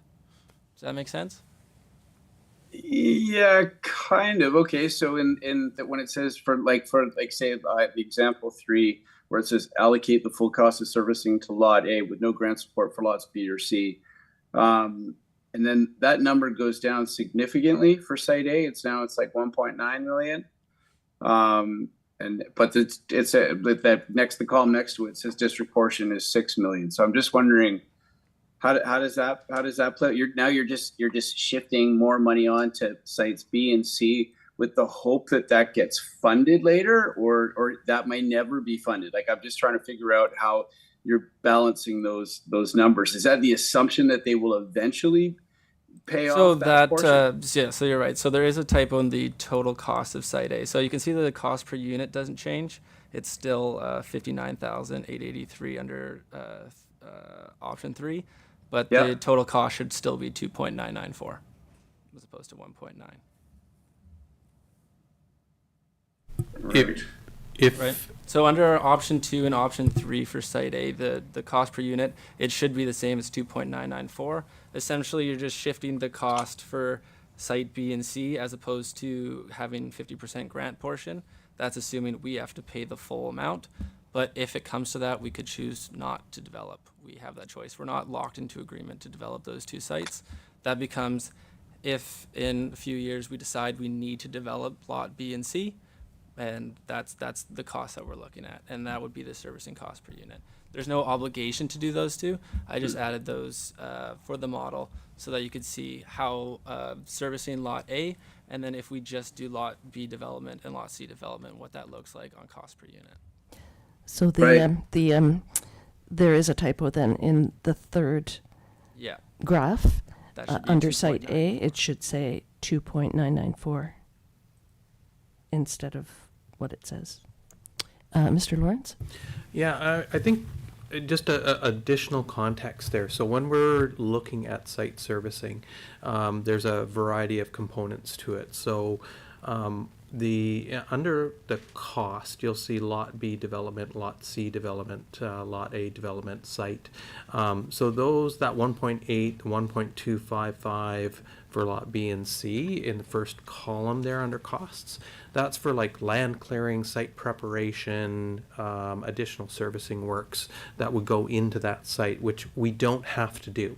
So the district wouldn't undertake those or expend or has the intention of undertaking those works and services until such time as there's an opportunity to advance those other 2 lots. So that's where you're going from like that $9 million downwards, right? Because there's funds there that we just don't have to expend.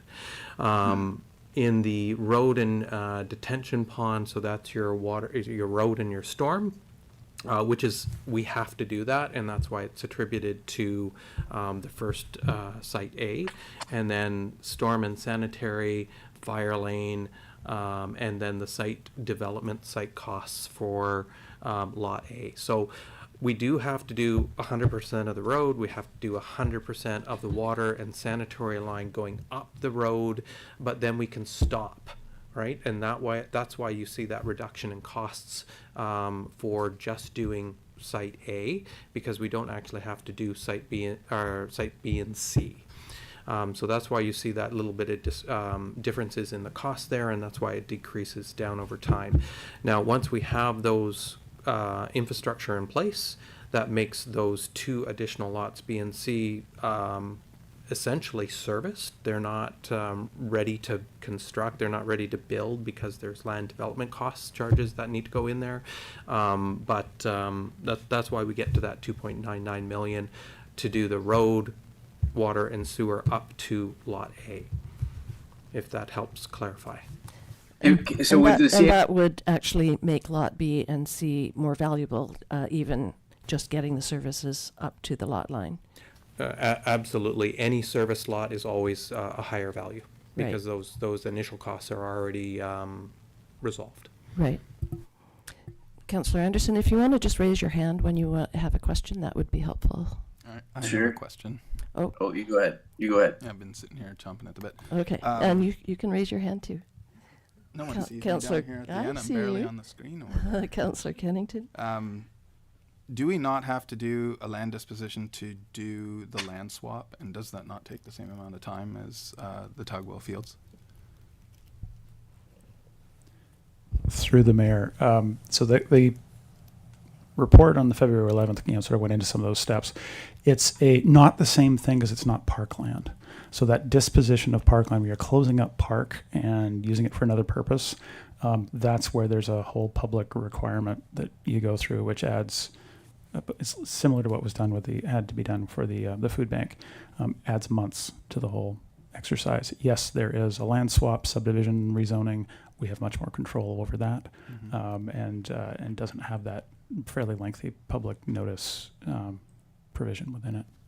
So, but an apples to apples comparison between two sites, one that would require extensive land grading, clearing, and paving, would also take many, many months to achieve for a pretty high fee. So I'm just wondering, like, we asked for a value of land, the value of the water tower site land, so we knew what the value of it was, and then we've had this done, but there's nothing really to compare it to. So, like, if we're going to make a decision, we should be deciding between a couple of options, and I feel like we're only getting one option, and it's definitely the most expensive one, and potentially just as long of a timeline. So I just I would love to see a comparison with the dog park site or the Tugwell site, and how much that would cost and what the time frame would be, because I believe that we could get more units faster by going that route for less cost to the district. And I know we say, oh, these funds are in reserves, but that's still district funds that would be diverted away from other priorities that we have as far as infrastructure is concerned along Peninsula Road. So I'm just throwing that out there because I feel like we're getting rushed into this one. The grant hasn't even been announced yet, and I really feel that we could do much better than this. And I would just hate to throw all of this energy and plow down that forest for something that could be achieved to greater end on a different site. So I just want to remind everybody that the school district is also partnering with us on this, and they want to put housing where the BMX track is right now, and they're offering to do that land swap with us to enable us to put that road up there. And so even if our project doesn't go ahead, at least we'll have some housing for some people. Well, absolutely. We could continue with that land swap to use at a later date. That makes sense to me. I'm just saying at this point, if the goal is to get as many units as we possibly can for the least amount of money, then it makes more sense to do it elsewhere. Mr. Gregg, would 50 units fit on the dog park? Yes. Easily. Mayor McEwen, absolutely, it would be a matter of obviously height, because it's we're talking about multifamily, and so the building we haven't looked at building design for the Tugwell dog park site or anything like that. I think that just to answer the question about essentially looking at an assessment of district lands or other potential lands and alternatives, I think this is one that it is timely if that were the direction of council, it may be one of yes, we could certainly prioritize doing a study of alternatives and alternative sites and sort of cost benefit analysis. I think likely that we would not be prepared for the grant application in this case. So really, I do think there's a decision of whether or not to go for this grant on this site, given some of the groundwork that's been done in the past direction of council. It sort of led to this.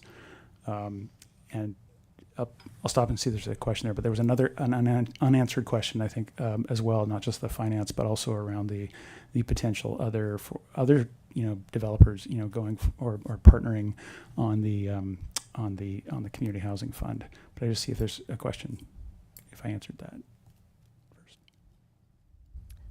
So you're asking if there is a question? Well, there were two questions there, and I realized that I had to answer, but the first was around, I guess, timing and the alternative sites.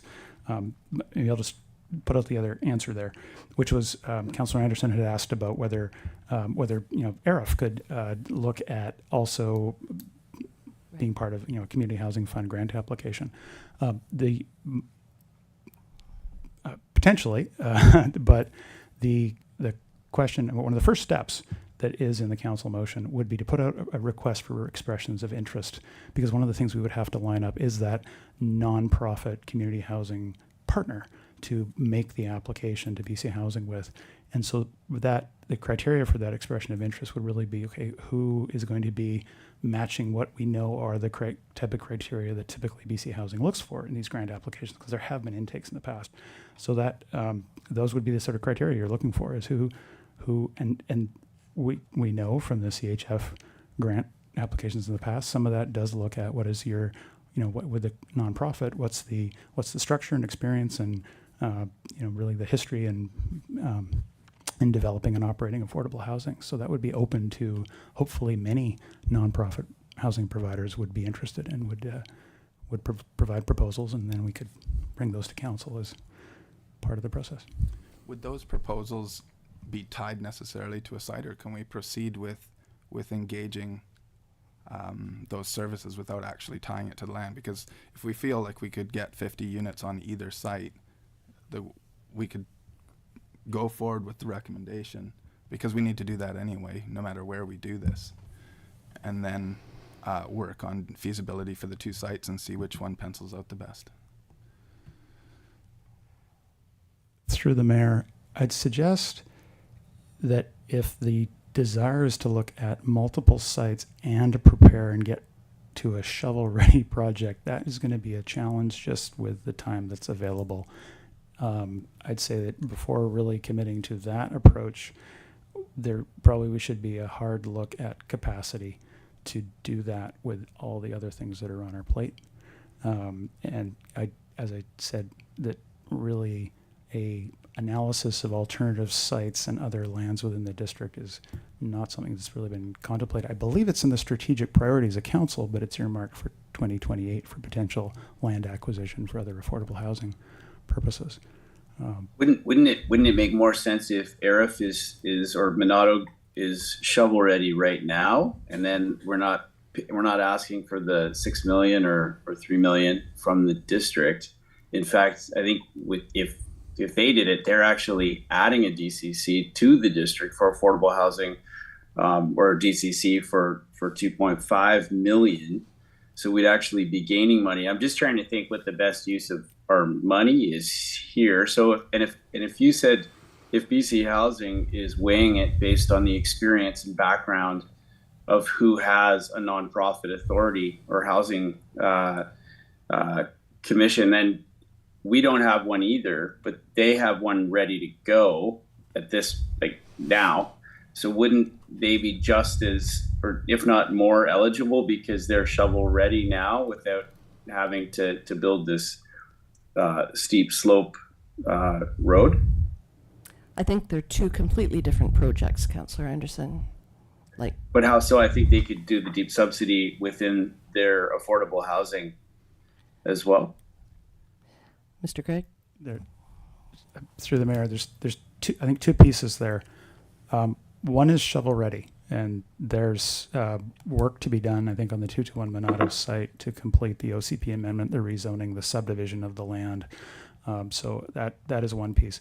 The other is that it's not a housing authority; it's a nonprofit housing provider. So there's some examples in Mid-Island. There's a presentation to council, and recently from Bolinas Housing Society, Macola Housing Society. There's a number of them that are on. Essentially the Catalyst Housing Society is the nonprofit housing operator who is partnered with the Tofino Housing Corp for the Headwaters project. Those are nonprofits who have a track record of building, owning, managing, subsidized affordable housing. That would be the type of partner and track record that we would certainly be looking for to have a solid application to BC Housing for this kind of grant. Which is the motion that's before us, right?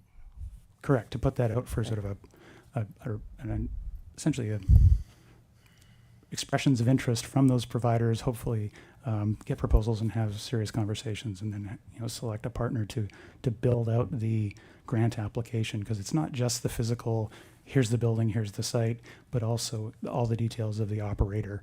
There's quite a bit of information that BC Housing requires on the constitution of and the experience of the operator to be ready to provide this housing. Great, thank you. Mr. Lawrence. Yeah, I think just a couple clarifying notes. So I'm just taking a quick look, and obviously we need to do more dive into this. but nonprofit, cooperative, and municipal housing providers can apply for this. Organizations interested in applying, and basically they say apply early. Now, the program earmarks housing for 60 years, right? So it would be a commitment on a developer to commit that housing for, that deep subsidy rent geared to income for that 60-year period. And that's that underlying facet. So could a nonprofit society, as the ARF Housing Association, could make an application to the Community Housing Fund? Absolutely. If they're registered bona fide society, absolutely. It's just very challenging for typically it's very challenging for development communities to take this on unless they're successful with the grant options. I know at this point in time the ARF Housing is looking at CMHC funding to orchestrate affordable housing, which is also housing that is desperately needed in the community. So I don't think it doesn't have to be for council one or the other. We need both type of housing. We need what ARF is proposing to supply for the community of that attainable sales. We need the attainable housing that they're advocating for. Their rental market housing, it's all necessary. The units of deep subsidy is desperately needed in the community. The rent geared to income is also needed in the community. So I don't think it needs to be a comparison of one development to the other. They both have merit. They both have an opportunity to provide needed housing in our community, and it shouldn't be a comparison or a challenge to say it's like, look, we should be advocating for both developments to provide desperately needed housing for this community.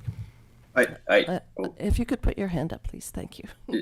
I agree with Mr. Lawrence. I think it's both. We need both projects to go ahead. Councillor Anderson? I'm just thinking, I agree that both would be great. I'm just looking at sort of the track record that we have for developments in Ucluelet and what we actually get going. And I mean, we're looking at, like First Light as an example. When you say risk and there's no risk at all, but then it's pretty clearly stated in here that it's a major diversion of staff time.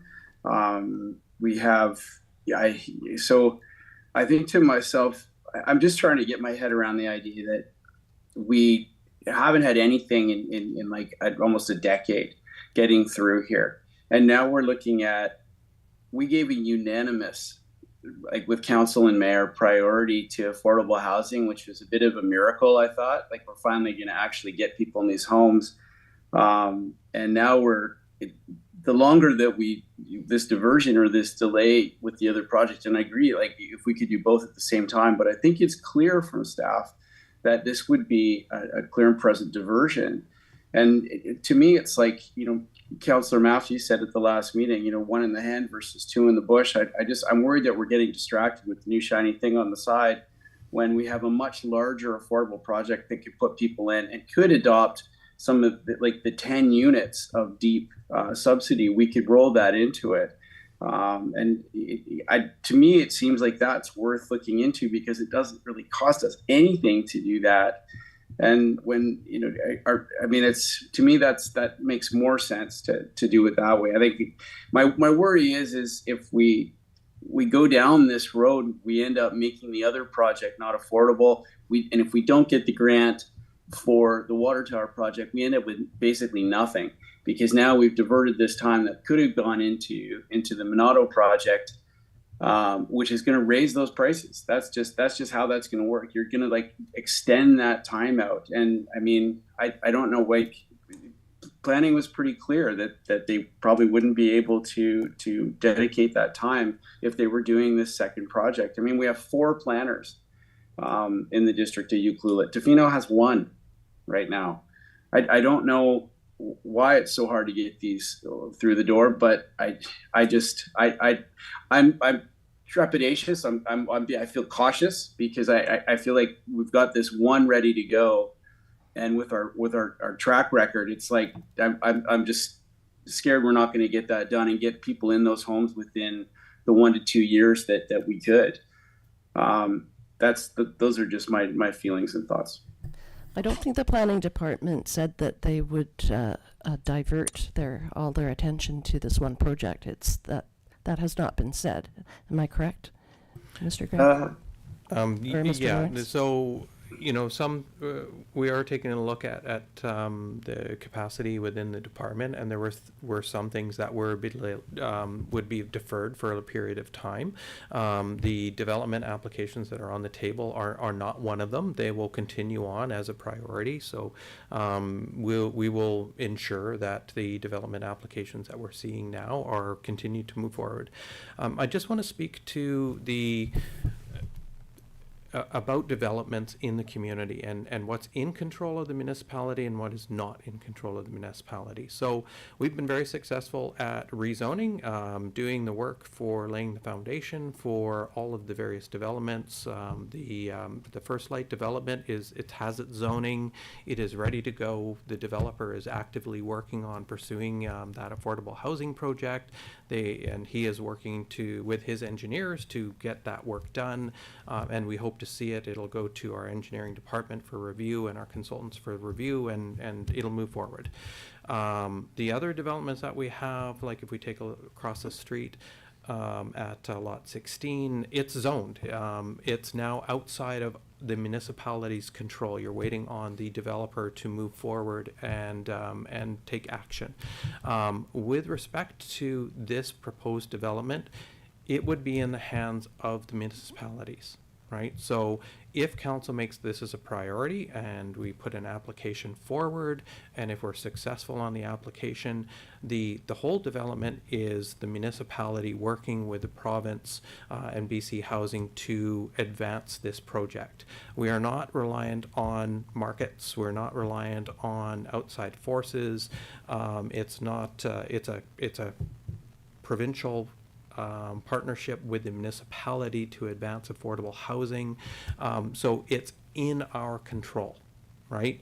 Where private developments are not in the control of the municipality. Once we're done through zoning, it's really no longer, we don't really have a lot to say. We got a lot of work to do with the developers to continue to support them and move the applications along, absolutely.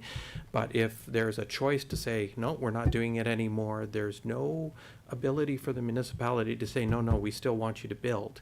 So that's a critical difference between a municipal-led initiative and supporting development in our community, because outside forces, we're really in control here, whereas we can't, for example, for lot 16, force the developer to continue to build and develop the site as they originally proposed. So just for a bit of clarity on what we can control and what we cannot. That's a great point. Thank you for that. Any other questions for staff? I get a quick. I just want to see if Councillor Hoare has anything to say. Sorry, my throat's sore, so I know. talking's not my fave. I just want to say that I really feel like looking at Arif versus the water tower is like looking at apples and oranges. Very different projects. And I mean, as planning has said, Arif's not going to go off the rails if we do something for all of those people in our community that are sleeping on couches and in the bush. This is deep subsidy stuff. It's a really different thing. And we have an opportunity with SD70 being wanting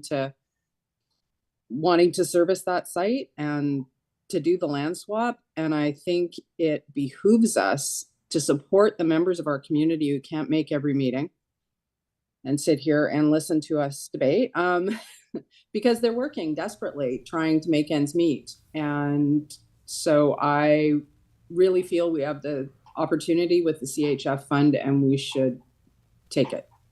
We should try. Nothing ventured, nothing gained. Exactly. Thank you, Councillor Hoare.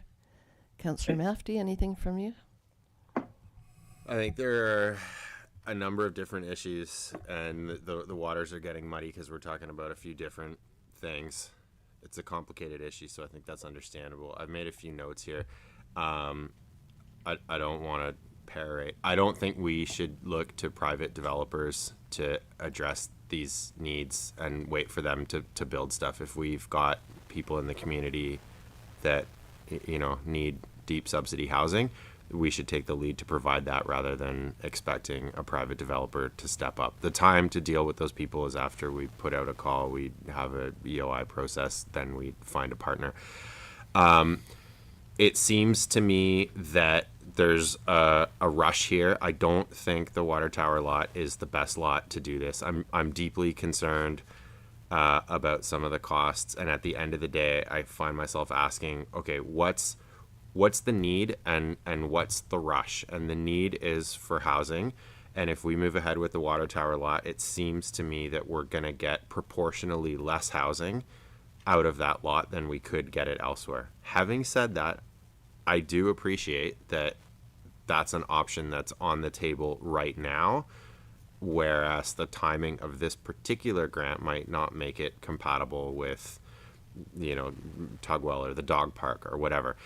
So that's the need. And then I say, well, what's the rush? And the rush is this particular grant.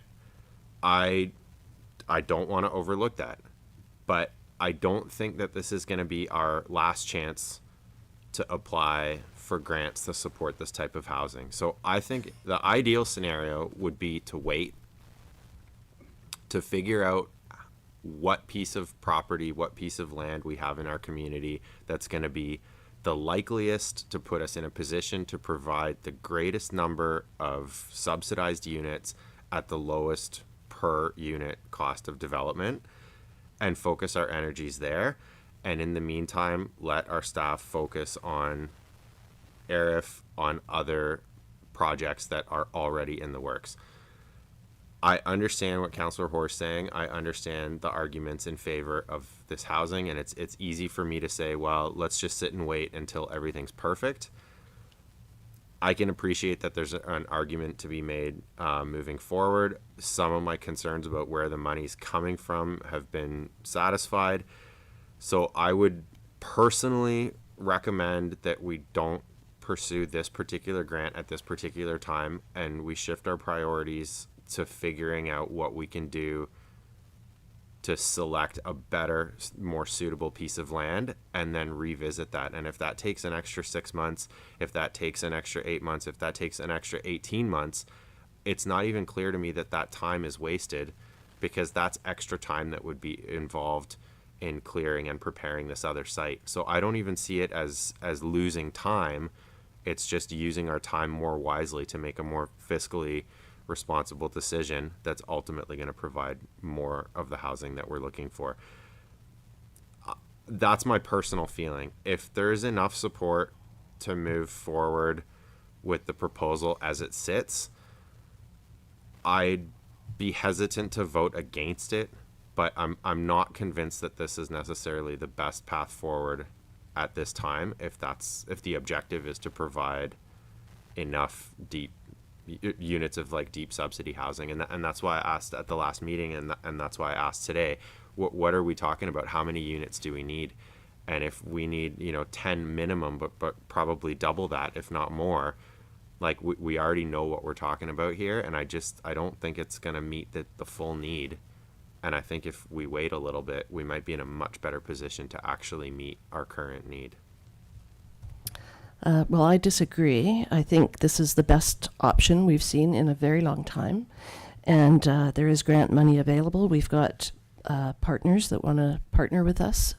Just to clarify, the grant money is not available. There's a grant that we're expecting will yes. open, but yes. That doesn't mean that there's money on the table that's use it or lose it. Far from it. We haven't even decided to chase that money that as of yet doesn't exist. No, but it is available, and we have partners that are willing to partner with us to take that on. And I think really the stars have aligned on this one with the options before us and the partners before us. And I would hate to lose 18 months when we can push this one forward and get something happening for these people that need housing. Councillor Anderson? I hear what you're saying, Madam Mayor. I think if this project, for me, I've read this over and over again, and I want the math to work out. It just doesn't for me. And I agree with Councillor Mafty in the sense that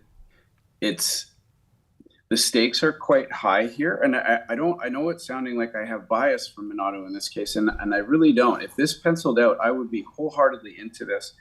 But I can't help but know that this money that we're putting in, which I think will be closer to the 5 million personally, we've got tariffs kind of breathing down our neck for supplies like steel and aluminum. And I find that the few things, that money that we're talking about is public money. It's the town's money that we want to throw at this project. And it's in the millions. It's a lot. It's a very difficult site to do. And if you read the engineering report, I really find it hard to believe that is going to be the number. I think it'll be much higher. But nonetheless, it is the town's money that we're playing with. And not only that lot is the last piece of land. There's maybe a couple other small spots around that back behind Public Works, but generally the last piece of land that the taxpayer and the resident of Ucluelet own is that piece. So I agree with Councillor Mafty to make this rush decision for something for a grant that's not even open right now and may not be funded. And I find it hard to believe that something won't come down the pipe again. I just don't want to rush into draining the accounts and everything we own for this one project, and with this knee-jerk reaction. That's just how I feel about that. Okay, so you do realize that the OAP funds are, that's money that tourists pay. That's not taxpayers' money. I know, but that's our money. That's still our money that can be used for affordable housing in many different ways. So just because Tourism Ucluelet holds that money in trust, which I understand, that's still our money. So we can use that for other affordable projects. It doesn't have to be relegated for this project at all. That's Ucluelet's money. And I agree, yes, it is generated by tourists. But we also have to keep in mind that the number that's in there isn't anywhere close to what we're asking for, and we probably have to borrow against it at a percentage of interest as well. I think the number is just under 3 million. Is that right, Mr. Cadman? Yeah, and that's with the 50% buffer on the servicing as well. Right. So yeah, maybe I'm wrong. Maybe we have enough in there right now, but it's still that's affordable housing funds that has to be used in the most optimized way. And I like as Councillor Mafty said, I feel like we're kind of being pushed and rushed on this, and it doesn't feel right to me. But that's my 2 cents. But it's an opportunity that's presented itself, and I don't see how you're feeling rushed. Like here's a question. I'm going to jump in. I didn't raise my hand. If it's going to take 18 months minimum to get to a point where the current lot is workable, and if there's the hypothetical scenario that in 18 months we can apply the same amount of money at our disposal and create twice as much of the housing that we need on a different piece of property.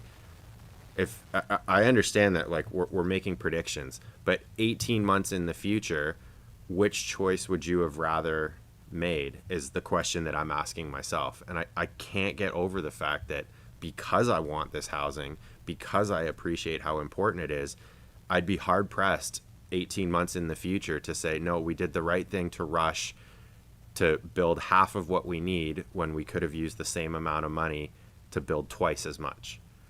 It's a tough one for me, especially when I feel that the time crunch is kind of artificial. Like it's not like this is the last opportunity we're ever gonna get to apply for a grant for subsidized housing. Like this is the type of grant I'd expect would be the most likely to come down the line in the future. Like this is the type of stuff that the provincial and federal government are always going to want to fund. It's not like subsidized housing for at-risk people is not like that's always going to be popular and it's always going to be funded. So I'd expect a very high likelihood of a different grant coming up at a time when we've done our work to sort out a better piece of land that's going to let us generate much more, like more value. But in the report, it says that Macola feels that we would have a better chance of success if we put some money toward that, the servicing of the property and the road, which we've already discussed. Mr. Gregg? Mayor McEwen, the question is, it's an excellent one. I think about like timing. If only we had, the luxury of time.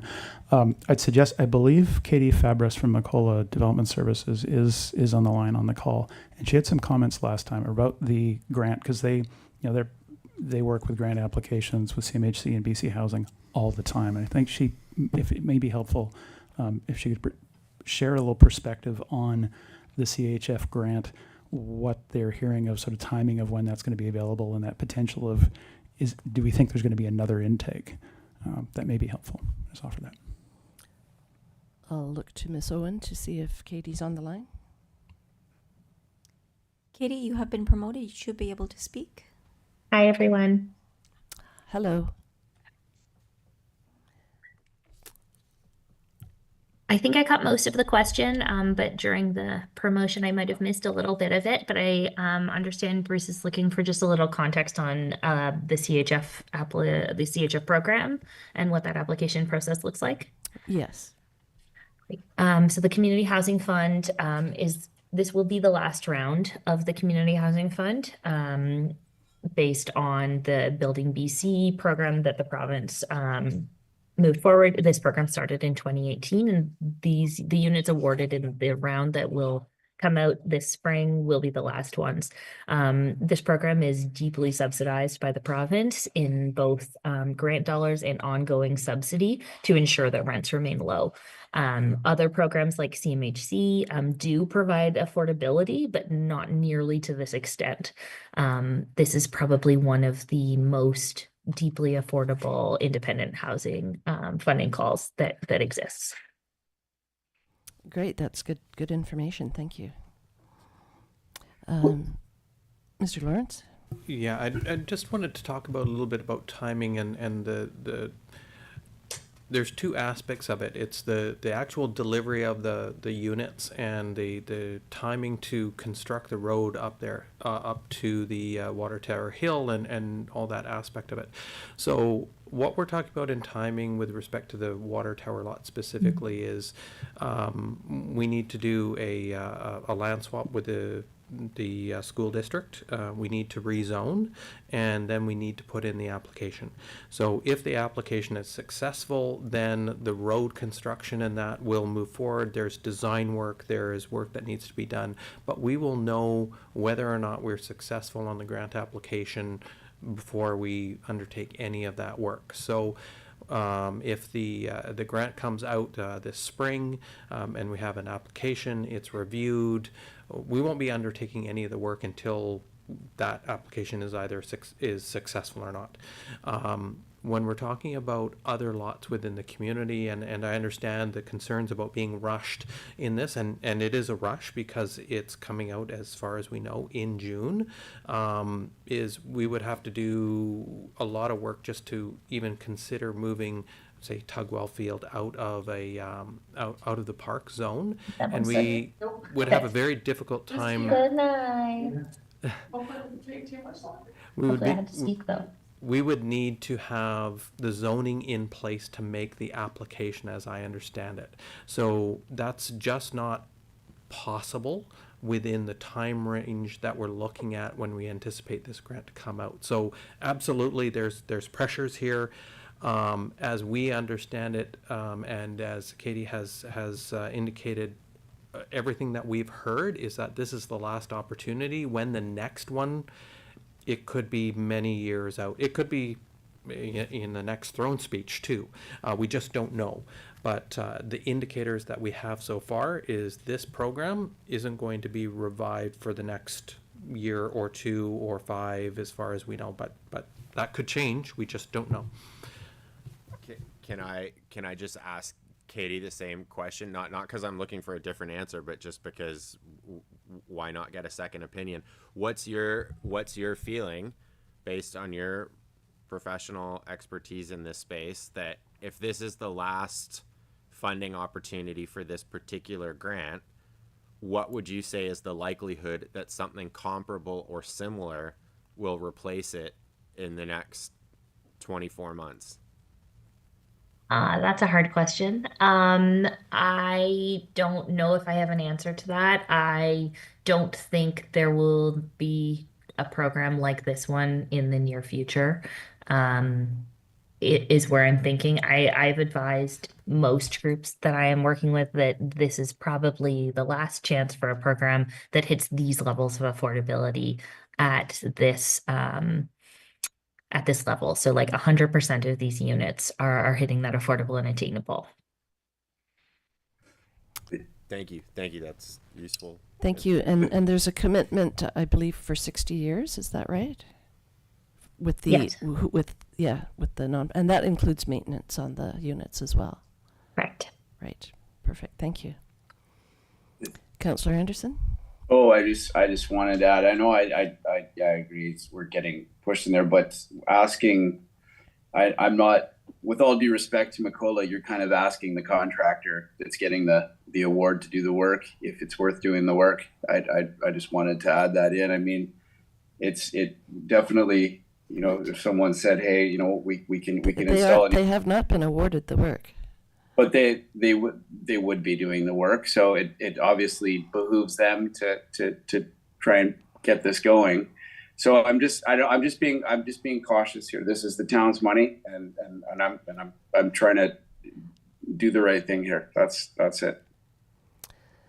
Okay, if there are no further questions, I'm going to call the question. I will move that council direct staff to develop and issue a request for expressions of interest for a nonprofit housing partner and a grant submission to the Community Housing Fund for the development and operation of a 50-unit affordable housing project on the future Lot A of the Madison Reservoir property. Do I have a seconder? I will second. And any further discussion? Seeing none, all in favor? Any opposed?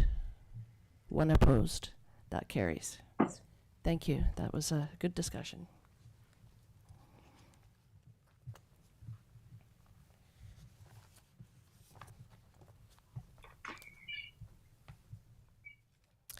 Does anybody want a 5-minute break? Okay, 6:06, let's take a 5-minute break.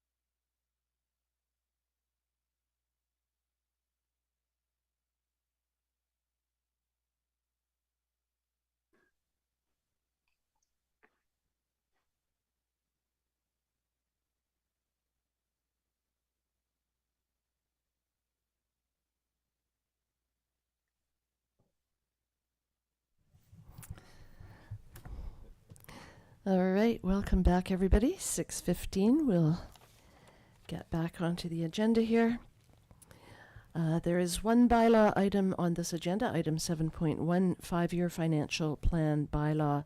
It says adoption, but I have noted that the public input is ongoing until March 5th, so we're not adopting tonight. Is that correct, Mr. Cadman? Yes, that is correct. We realized after we published the agenda that the ongoing feedback period goes until March 5th. So it's recommended that we push the adoption until the next meeting on March 10th. Great, thank you. Does council want to have any sort of discussion or just wait till March 10th? I definitely don't want to have a discussion. I just wanted to make one point, and that's a discussion. Oh, all right, yeah. I just want to have the last word, and then no one says anything. Okay, is that too much to ask?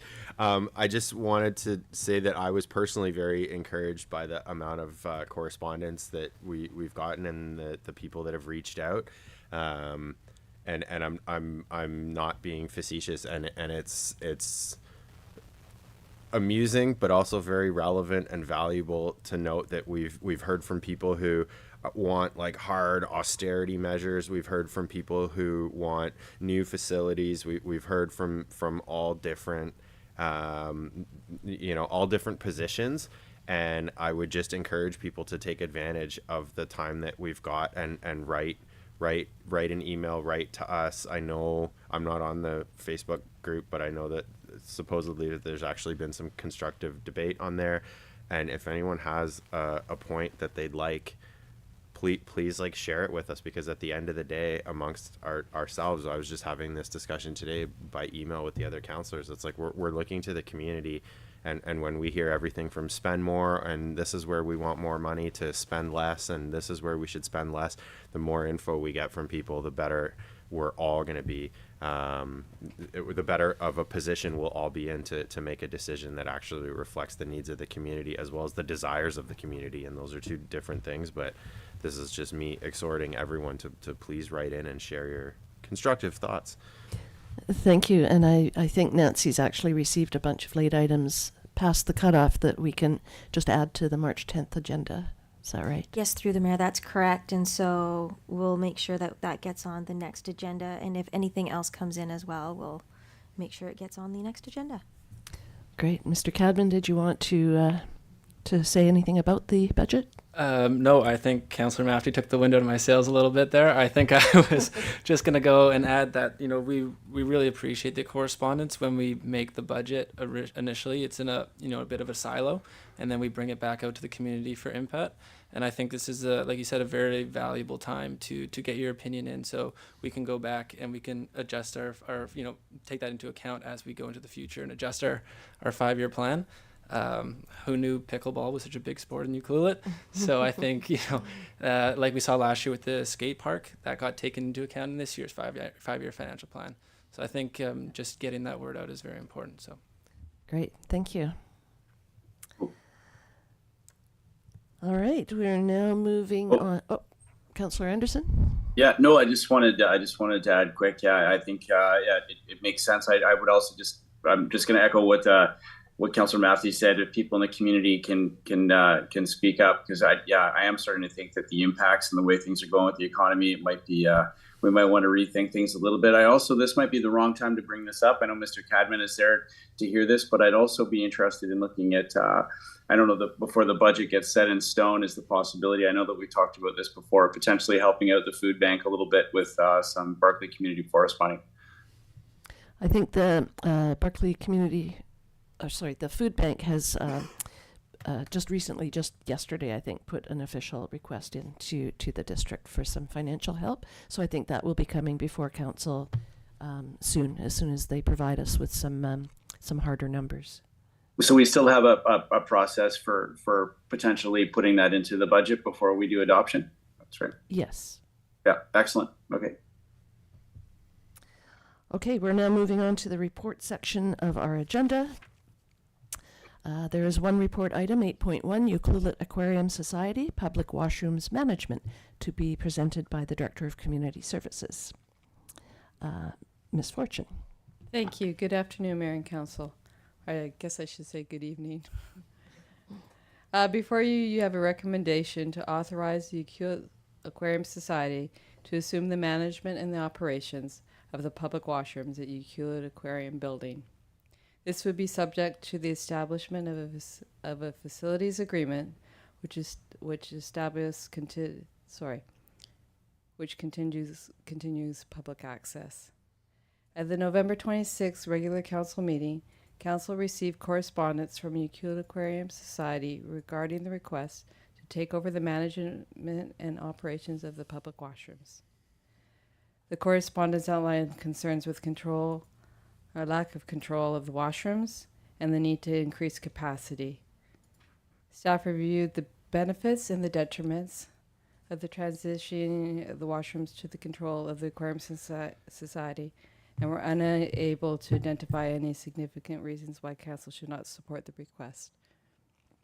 This also is in light with the fact that we're opening up the Amphitrite House and Tugwell washrooms as well, so this is kind of a nice swap out, as it were.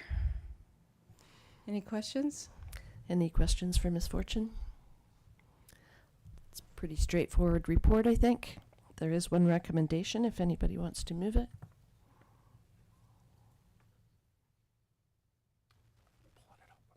I'll move that council authorize the Ucluelet Aquarium Society to assume the management and operations of the public washrooms in the Ucluelet Aquarium building, subject to the establishment of a facilities agreement which establishes continued general public access requirements.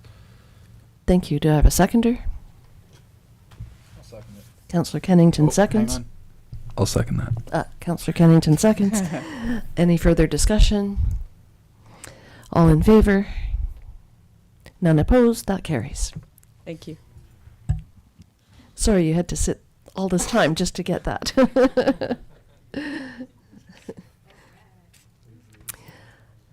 Are there any notices of motion? Seeing none, there are two correspondence items. The first one is the Ucluelet and Area Historical Society Japanese Canadian Heritage Pavilion. And what they are asking is they're looking to see if some permits might be waived. And Mr. Lawrence, you had some information about this. I guess it depends on what the cost of the build is. Is that right? Absolutely. So what they're looking for is the permit costs to be waived to increase the affordability of the development.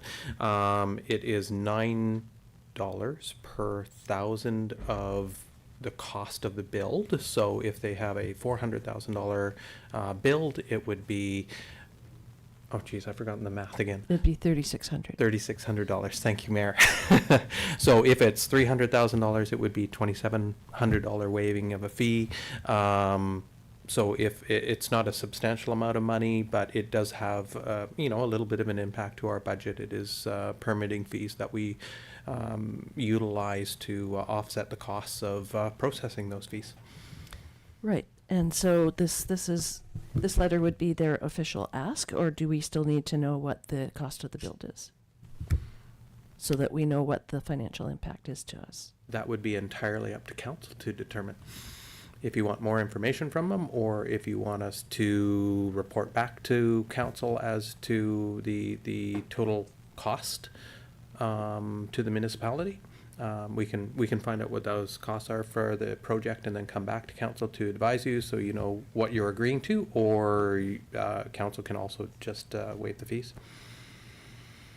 I think I'd rather know what the actual hard cost is, so maybe we can move that we refer this to staff to get a little more information about the cost of the build, so that we know what the permitting costs would be. Does that make sense?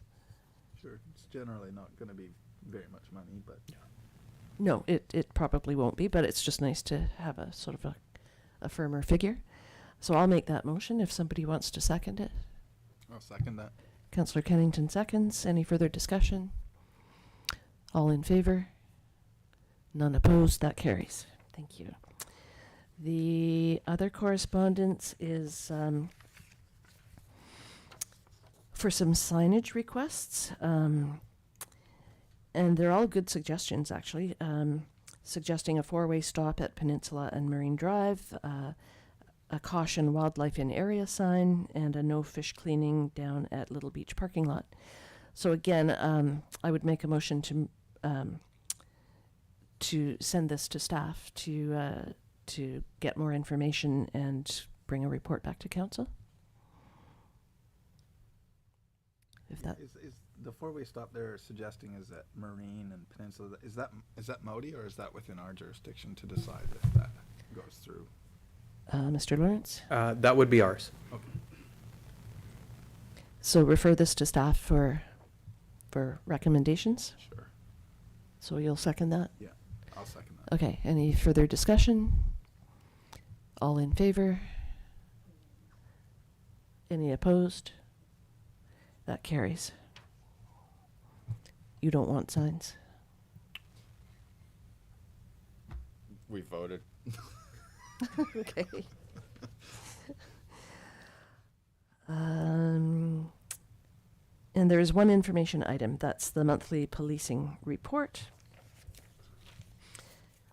I don't know if anybody had any questions on that one. This is for the month of January.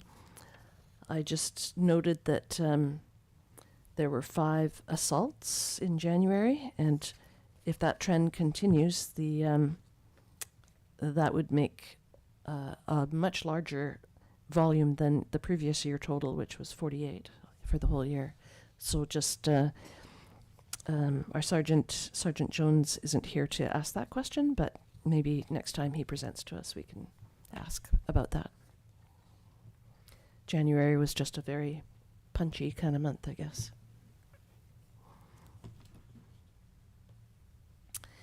Mayor's announcements and committee reports. I wanted to mention that the Ucluelet Chamber of Commerce is having their AGM tomorrow night at Blackrock from 5 until 8, I believe. We've got, they've got Gord Johns coming to speak, which will be great. And then I have to follow him, which will be a very hard act to follow. But I'll do my best.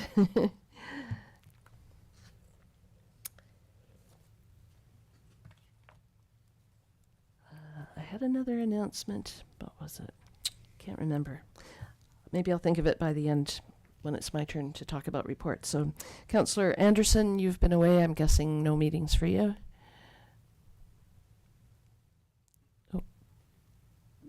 I'm muted. Yep, nothing to report at this time. Okay, and Councillor Hoare, same with you probably. Nothing to report. Hope you feel better soon. You and me both. Councillor Kennington? Nothing to report. Nothing to report. Councillor Mafty? Just a very brief note that I was extraordinarily excited to get inside the new Amphitrite House building the other day, and I'm excited to see how that space develops. But a great community asset for one and all, and the view's been tremendous, and it's been great storm watching. I bet, yeah. So you're moving stuff in and getting set up? We're moving in. Yeah, we've gone back and forth with Abby and some other folks, and there's a million details, but it's all coming together very nicely, and yeah, we're all very excited. Excellent, and I'll look forward to an announcement for a ribbon cutting of some sort in the near future. I'm getting a yes nod. First thing you do is buy a cappuccino machine? It's convenient because I own a paper cup manufacturing company. Oh, well done, well done.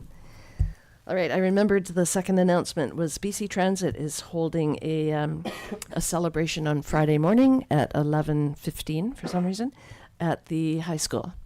And so, yeah, they are taking over our bus service as of March 1st. So this is just a celebration in that regard. Councillor Kennington? I just had a question that came up about people who had purchased tickets for the existing bus service. Are they going to be able to use those on the BC Transit? Yes. Okay. Yeah. So if you're watching, the answer is yes. And there will be more buses, so the service will be later in the evening than it has been. So it's going to be really great. But no surfboards. They aren't equipped with surfboard holders. And that's a question I asked a while back, actually. But I guess BC Transit buses have to be interchangeable with each other. So if one of ours breaks down, they would bring one in from Port Alberni or somewhere else. And so they can't have specific attributes in one region, which is unfortunate. So that they will have bike racks, but not surfboard racks. So on to my meetings. February 12th, I was at a committee of the whole ACRD meeting talking about budget. And that was in the morning. In the afternoon was their board meeting. February 13th, I had a Zoom call with Lisa Domey from North Island College. Just a little update from North Island College, what they're up to. February 19th, the West Coast Committee meeting was here in this room. Again, talking about budget mostly. And then that was in the morning. Then at noon, there was a West Coast Transit meeting over in Activity Room 1 with BC Transit, telling us all about their new services starting March 1st. And then that evening, there was a meeting back here with some of the owners of the Lot 13 to give them an update on what's been happening with Lot 13, to our knowledge. And February 20th was Gord Johns held another tariff crisis Zoom call with Josie Osborne as well. Just a leadership meeting so that we're staying in touch with each other regularly, just like we were during COVID and during the highway foreclosure. It's good that we stay in touch with each other and try and help each other out whenever possible. And that evening, on the 20th, I attended a Historical Society event here called Pastimes in Pastimes, which was a really great evening. They had live music. They had a great slideshow of really, really, really old photographs of Ucluelet. And I think I saw somebody recording it over there, so it may end up showing up on their website at some point. So if you didn't make it here that night, hopefully it'll be on their website. That's it for my meetings. We're now moving on to question period. This is an opportunity for the public to ask questions and comment on matters within Council's jurisdiction. Representations about bylaws that Council is prohibited from holding a public hearing on, or bylaws that were subject to a public hearing, are not permitted at this time. Are there any audience members that wish to address Council? We have one, and she doesn't want to. Okay. Are there any members of the public attending by Zoom or telephone that wish to address Council?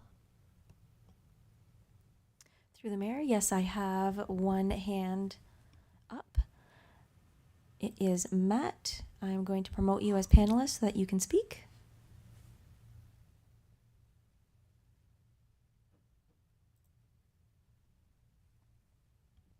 Are you there, Matt? Hello. Hi, Matt. Hey, I'm actually the project manager for the Historical Society. So if you guys have any questions about the permitting, I tried to raise my hand earlier, but it didn't get answered. Okay. So, well, that's good to know. We referred it to staff to get a little more information. So staff will make a note that it's Matt Harbage, right? Yep. Yep, that you are the project manager. And Yeah, so I'll probably go through Jacqueline, but I can, yeah, okay, that's fine. No, I was just hoping I could answer your questions tonight, just so you'd know. That's okay, though. Okay, someone will get in touch with you for sure. No, that's cool. Thank you. Thanks for coming on. No worries. Bye. Any other members by Zoom or telephone that wish to address Council?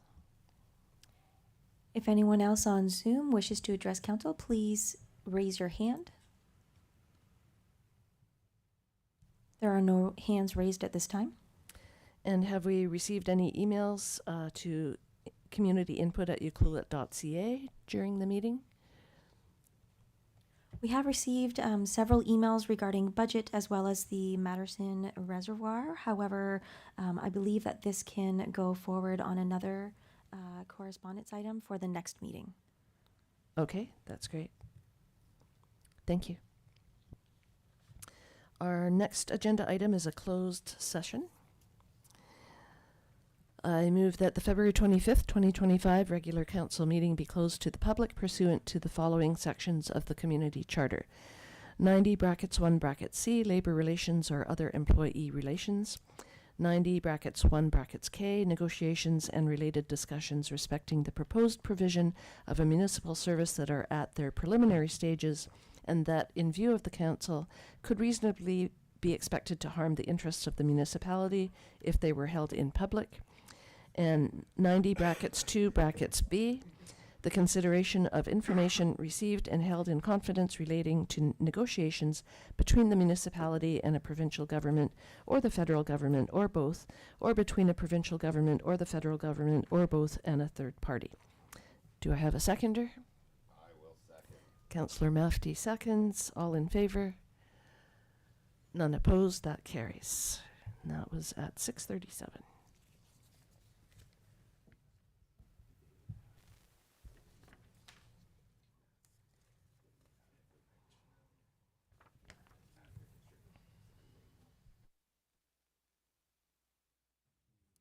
Before we go,